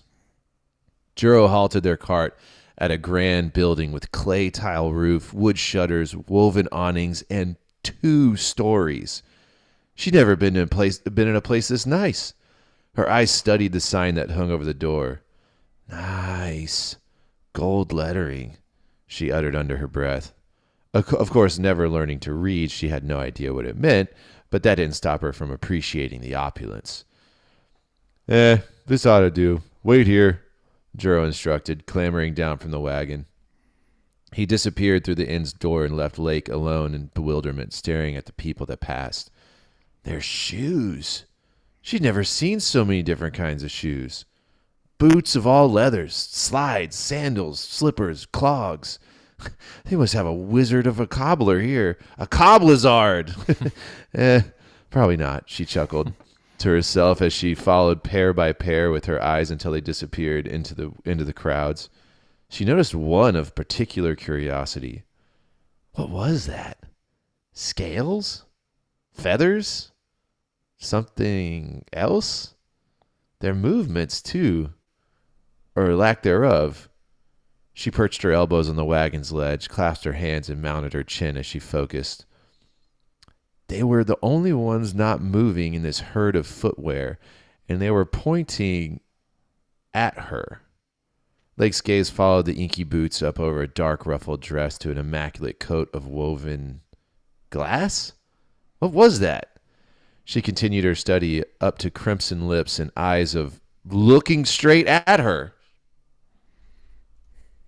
And that's where I smashed through the 1,000-word barrier, and I was like, "Ah, damn it, I gotta stop." Wait, so what was your actual word for this one? My word count? Yeah. The whole thing, I didn't count what I just wrote, but the whole thing lands at like 1,200. Okay. Wowie. Yeah, so you've got a cool scene here, a cool city scene. I think that Lake is an excellent character perspective, and they like leading through this city scene is like it's effortlessly fun through her eyes. And I think like we have a scene generally without many sources of conflict or like without a real oppositional like back and forth that does work and is fun to read through. So congratulations. Cool. Yeah. Thanks. Yeah. I wanted to get straight to conflict. And when I sat down to write, I was like, okay, they just started this journey. They're going to have 7 days to get here. And she's practicing at night. And like, what's that going to look like? And it was starting to feel really boring, like writing these practice sessions. And then that's when I was like, man, what if her plan fails and she's got to just come up with something? And I'm like, okay, maybe there's like a town that they pass through. And then I was like, oh, maybe she could meet a witch. So I had this whole idea going where she meets this kind of witch that basically eventually teaches her why have the voice of many false gods when you can have the voice of one true one type thing, like kind of speaks in these like riddles and stuff like that. And she's like, yeah, like, and basically she's going to end up like impregnating her with a demon, like where she ingests this thing and it starts growing a demon inside of her. Mm-hmm.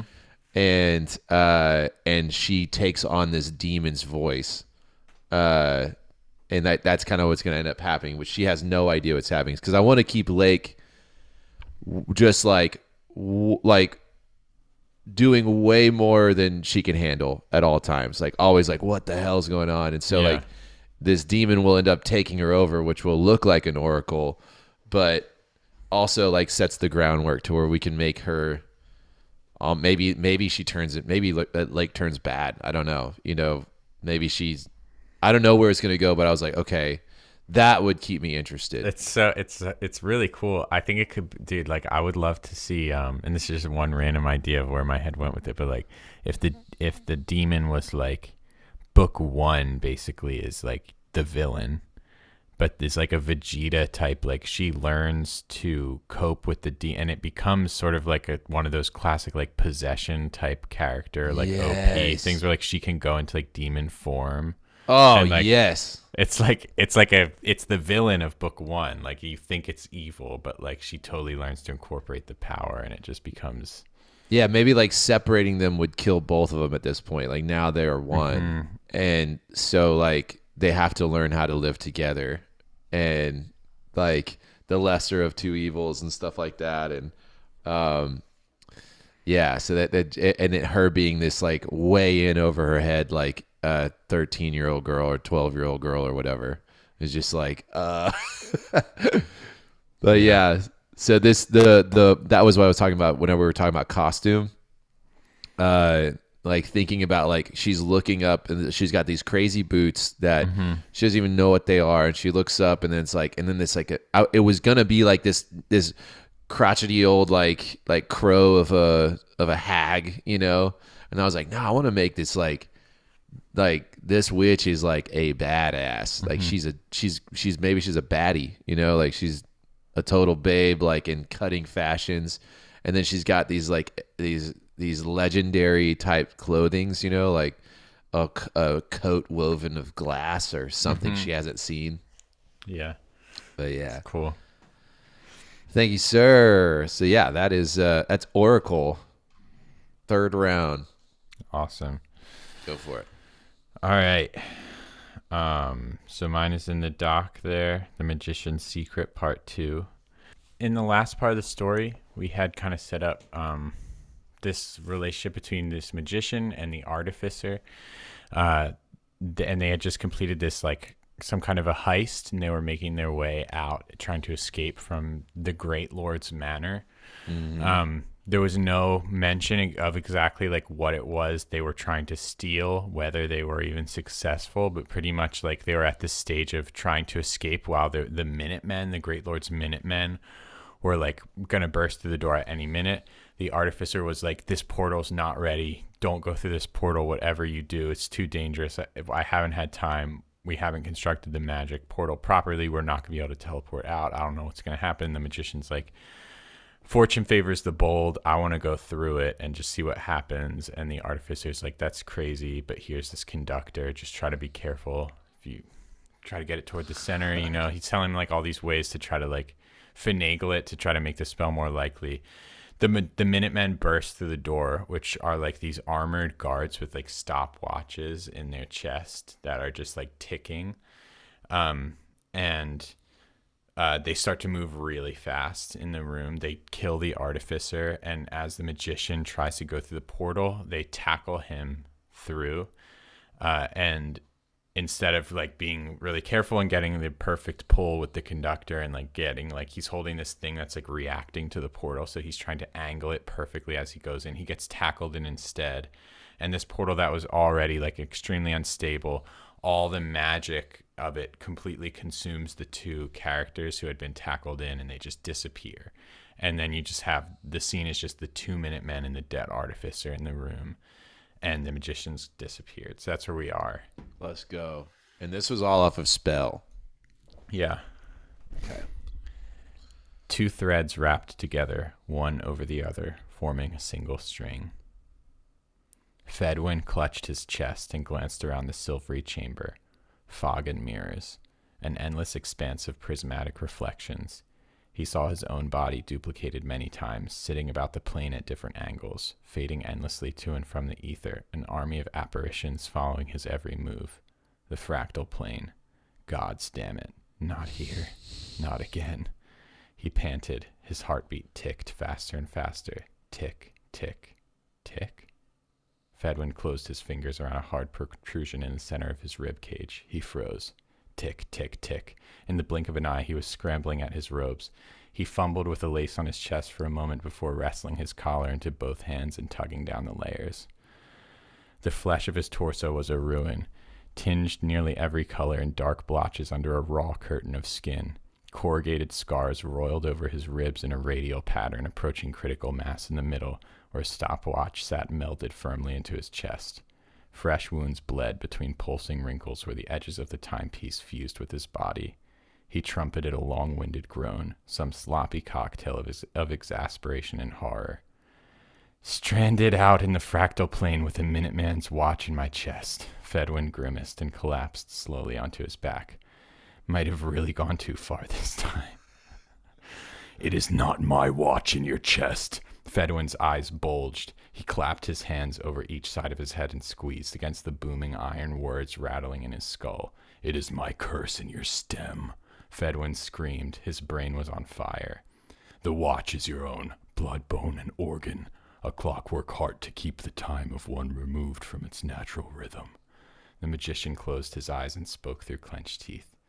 And what is the curse? Untethered from the pace of reality, you drift to and fro at the will of our Lord, the keeper of the divine tapestry. We are a thread woven again and again over the mandala of time, lost in a labyrinth of nightmares and memories, serving his needs endlessly through past and future. And this divine tapestry, it is the great Lord's vision of a unified reality. Its threads represent our very souls. By cutting a thread, he'll stop a watch ticking. By sewing a thread, he'll reorder fate. Cantry said today's haul was worthwhile. Fedwin slung his pack off his shoulder and pulled out a rolled mat of cloth. But I didn't think it would get me out of a mess like this. Is that your great Lord's tapestry? Yeah, that's the one. How did you? Honestly, I'm flattered that the booming voice in my head is caught off guard by my thievery. But unless you have any other lore or other backup info on this shit, I'm going to need you to quiet down. You're up here right now. Fedwin leveled his hand at eye height, then lowered it to his waist. I need you to take it all the way down here. Fenwood laid the tapestry out over the iridescent mirror image floor. Focus now. If we're getting out of here, we're going to need to do some pretty serious needlework. I wouldn't, Fedwin sighed. Let me guess. It's dangerous. We could both die. There was no answer. There are worse fates than death, like being stranded here in the fractal realm. And besides, how many times would he have to be the one to prove it? Fortune favors the bold. So sick. I just want more of this. Needleworks. Good. Yeah, that's so badass. How did you go this route? Like starting to just throw in as many like high concepts as I could, like just stopwatches in the chest, like portals with like blue and like the ethereal plane, having like a tapestry that like the chords, like having that be like, have to be tied to the stopwatches. Like there's something almost like Alice in Wonderland-y about like how each part is like a symbol, like each thing has its like that there's a tapestry and clockwork, like they shouldn't be connected, but they are somehow. And like it's like all like this carefully balanced system that somehow works together. And I have no clue, because obviously it's such a short story, you can just kind of like throw stuff at the wall and like it like, and you can let it just like feel like a cohesive thing somehow. But with this one, I was just loving pulling in as many of those like surface level flavors as I could of different, like I almost wanted to add in something with like the card suits, you know, because he's like a magician and like a disappearing cat or something. Yeah. Dude, it's like I also love you did something that is not easy to do, but you did it effortlessly when the audience is along for the ride the entire time. They're like, oh my God, what is this voice? Oh my God, he's got this clock in his chest. Oh my God. And like you're feeling something. And then then your protagonist surprises you with debonair, you know, and you're like, what? Like this booming voice talking about the tapestry and how, and all this stuff. And he reorders fate. And it's like, oh, okay, well, it just pulls out the tapestry. He's like, I thought this could come in handy. What's the? Is that? He's like, how did you? He's like, okay, all right. You're up here. Bring it down here. Like all of a sudden, you as the audience, like it basically in that moment, from the last one to this one, this moment like solidified. This guy is like a James Bond. This guy's like he's like a hero, you know, and it's his wit and like he's a hero thief that is like one step ahead, kind of like a Locke Lamora almost. And now when I see him in other situations, which would be tricky to write because you got to keep topping yourself on like how he can be one step ahead and everything, but it just definitely positions it to where you're like, oh man, I can't wait to see what he does next. Like, yeah, I think with this guy, it's like he's not always one step ahead because I think he's also kind so of reckless. An idiot. Yeah. Yeah. Like he's that reckless and like that's what makes up for that. He's not always one step ahead because he's always willing to like take the leap of faith. Put it all on black. Whoa! Yeah. Couple wins, then a loss, then another couple wins. He's like, I'm still up. Yeah. I'm still up. Yeah. Oh, he's man. a funny character. I did like him, like coming up with that moment of like it was an intuitive writing moment because it was like I was writing from the perspective of this like thing that was taking itself so seriously, but then it was like being like surprised that he like took out the map, and it was like, all right, dude, like this whole omniscient guy in my head thing was really charming, like when you knew other information that you were giving me, but now it's like I'm the one with cards up my sleeve, and the voice in my head is still like chiming in like, oh my god, dude. It's like that's enough. He's like, okay, no. You don't get to be both. You can't be the booming voice and be clueless. You have to help me. So in this, the watch that shows up when you were first reading it, I thought that maybe the Minuteman merged with him. Yeah, that's what happened. Okay. So he merged with him. Yeah. And what happened to the Minuteman? So he's in there, like that's what that voice is, and like the clock, the stopwatch. It's just like one overtook the other as the primary. Like okay.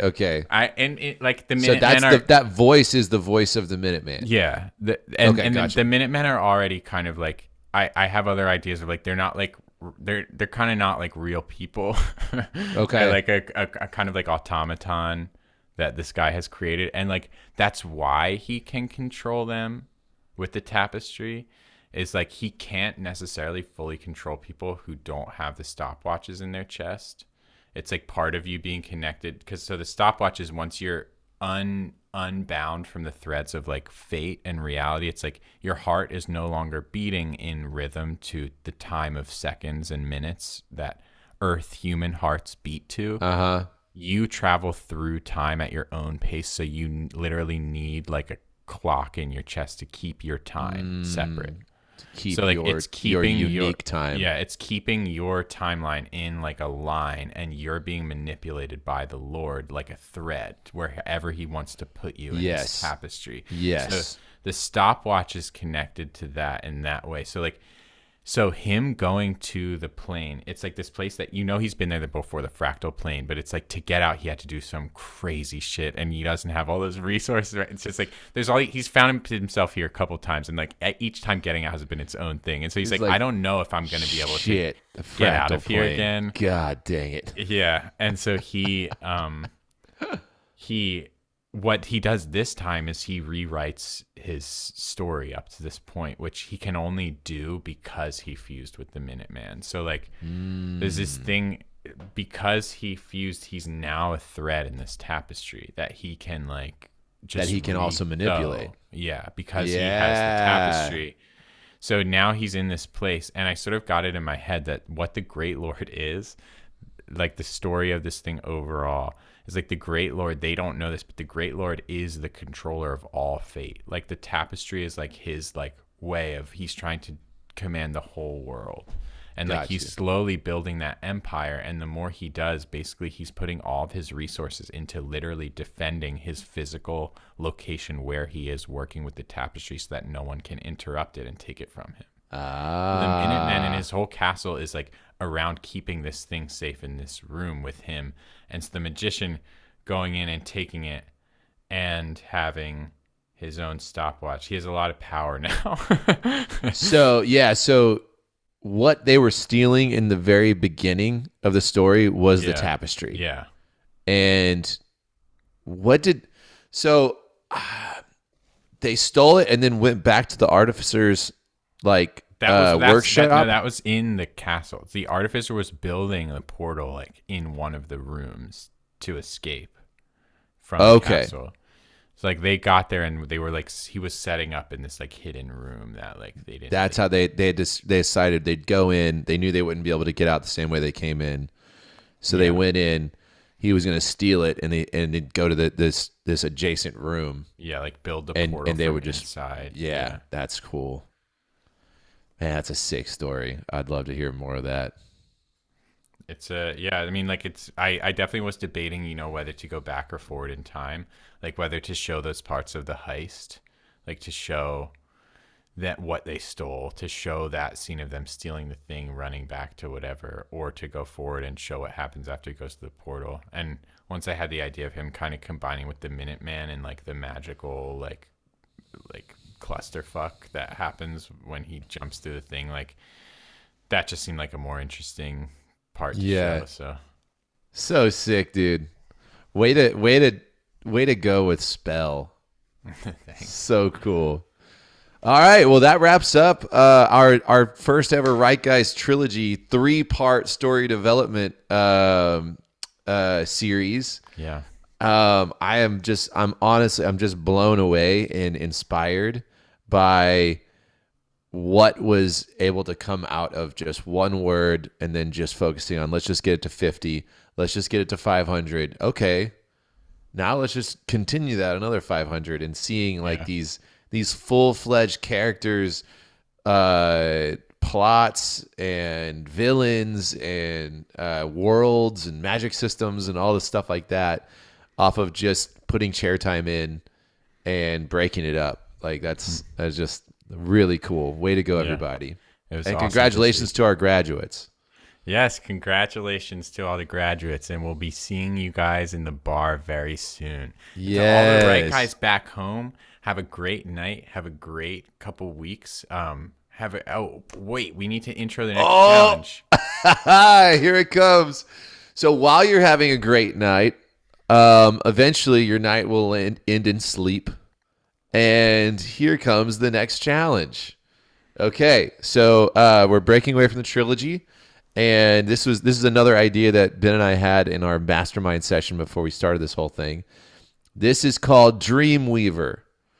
And this challenge, what we're all going to do is we are all going to start a dream journal. And journal, like preferably get it like paper and pen. Like put a notepad and a pen by your bed. Mm-hmm. And I'm talking the first thing you do when you wake up, grab it and write down your dream, whatever it was. Whatever you can remember of it, if you can only remember like a face, write down who that was or what it looked like. If you remember a whole scene, a whole story, like a flash chain of events, something like that, write that down. Yeah. Whatever you can remember from that, just jot it down and then title it. And then put it away. And the next morning, do it again. Next morning, do it again. Next morning, do it again. Now that's a practice recommendation. That's not what the challenge is. Right. So this is we're starting a dream journal, and we're all gonna do it. And then the challenge is to write a poem about one of your dreams. Yes. So the challenge, like to take any of those, you're not going to have to prove you did a dream journal every night. You don't have to do it every night.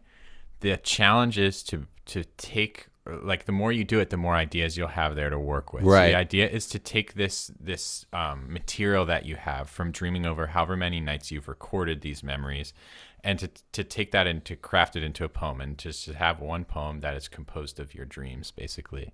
Yes, one of the dreams. Yeah.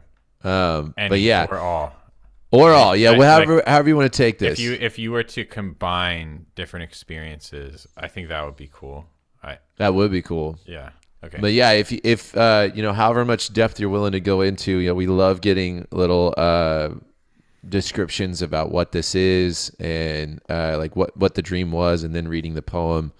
I love seeing stuff like that. But when you're dream journaling, I can't recommend enough to not do this on a notes app, because the first thing you'll see is your phone and your notifications and all that stuff, and you will stop thinking about your dream. Yeah, that stuff goes away quick. Yes, there's a few factors that are very important if you haven't tried to dream journal before. Like, choosing to remember a memory is not like a B checkbox. It's not something that you can just like do on command. It's obviously this more subtle kind of like, are you gonna be able to retain this memory, or is it just going to fade from your mind? But there are things that you can do. There are techniques, like Micah was saying, obviously not writing this on your phone, getting yourself as few distractions between your brain and the page as possible is really important. Whether that means for you having a notebook next to your bed, probably some kind of like pen and paper analog way of doing things. Also, like setting intentions. So like obviously whether or not you have dreams in a night, whether or not it's something that you even remember when you wake up, is something that we think of as being largely outside of our control. But actually, if you go into an evening that you're going to sleep and you set yourself the intention, if you say to yourself, whether aloud or in your head, but I honestly do believe the more concrete you make something like this, like the more you're literally just making your brain listen to you say, I would like to remember my dreams tonight. Like literally you can say that aloud and it will affect your brain's ability to retain the memories of dreaming, like whether or not you remember what happened at all when you wake up, when you open your eyes in the morning, and how quickly that fades. Like dream memories do not fade the way that normal memories fade. It's like if you don't have a way of getting that like out right away, of like you'll have it for like a minute when you wake up. It will be fresh, and like it can be gone while you're brushing your teeth. Like that's what I'm saying. Like don't even get out of bed. Like before your feet hit the ground, have written down in your journal. So set intentions ahead of time and then act on them quickly when you wake up would be my recommendation. The one other little tip that I can toss out is for this week, practice not looking at your phone 20 minutes before you close your eyes. Like that is it's a tough. It seems like it shouldn't be that tough. Like you're like 20 minutes before you close your eyes, like you just set your alarm, go do anything else, or sit or read or like think about the kind of dreams you want to have or whatever. But try to not look at your screen or scroll or anything like that, or like watch something. Like just try to be with yourself for 20 minutes before you close your eyes. Just tips. But all these things I think just help you get present and in your body, and like your mind, your thoughts just kind of come into a line, and those things have been beneficial for me for trying to like make dreams happen. Yeah, I mean it's good advice in general. Dreams are not. Yeah, like looking at phones and screens so late into the night, and the doom scrolling where you're just like just numbed out, getting that gratification. There's no shortage of statistics I hear about the ways we could improve our lives by doing less of that. So hop in, start your dream journal, and I can't wait to talk about these. And this is also something that I hope I'm excited to talk to some of our graduates whenever they come on. Be like, hey, how's your dream journal going? How's anything cool popping up? I dream journaled for a while, and I'm really excited to do this again because I still can remember vividly 2 dreams that I had that I journaled, and one of them turned in. Well, actually, no, 3, maybe more than that now, but two dreams that I journal ended up being sleeper songs, Banquet for Traders and Charlton's Host. And then another one is now this horror movie concept that I have in my head that I could walk you through this thing vividly because I wrote it down once, like right when I got out. And I haven't gone back and read it, but just the act of writing it down, I have lived it. I'll never forget it. Yeah. Like it's there. But yeah, it's going to be fun to see what cooks up. Yeah, dream journals are cool. But without further ado, I think we should probably be calling it. This is it. We did it. This is episode 12. We're at a dozen. Next week we'll be at a baker's dozen. Just flying through this, baby. Is that what that is? I never know. It's one more, yeah. And, this is a cool thing. Spotify now has video. Yeah. So that's sick. I just noticed that right before we got on. So very cool. We've been on there the past couple of weeks. We got video on Spotify. That's awesome. Yes. Right, guys, is in the mainframe in the most updated possible video and audio streaming capacities every week. So far, soon we'll be offering a VR experience where you can be the TV. You're the TV looking at us. You can be the bartender at the bar making us drinks. Yes. And this is going to be the back of our heads and then the podcast audio. Yes. Awesome. All right. Well, this has been great. Ben, I love you so much. I love you, Micah. Great hanging out. And we love you, right, guys? And sweet dreams. And we'll see you next week. Bye, guys. Bye.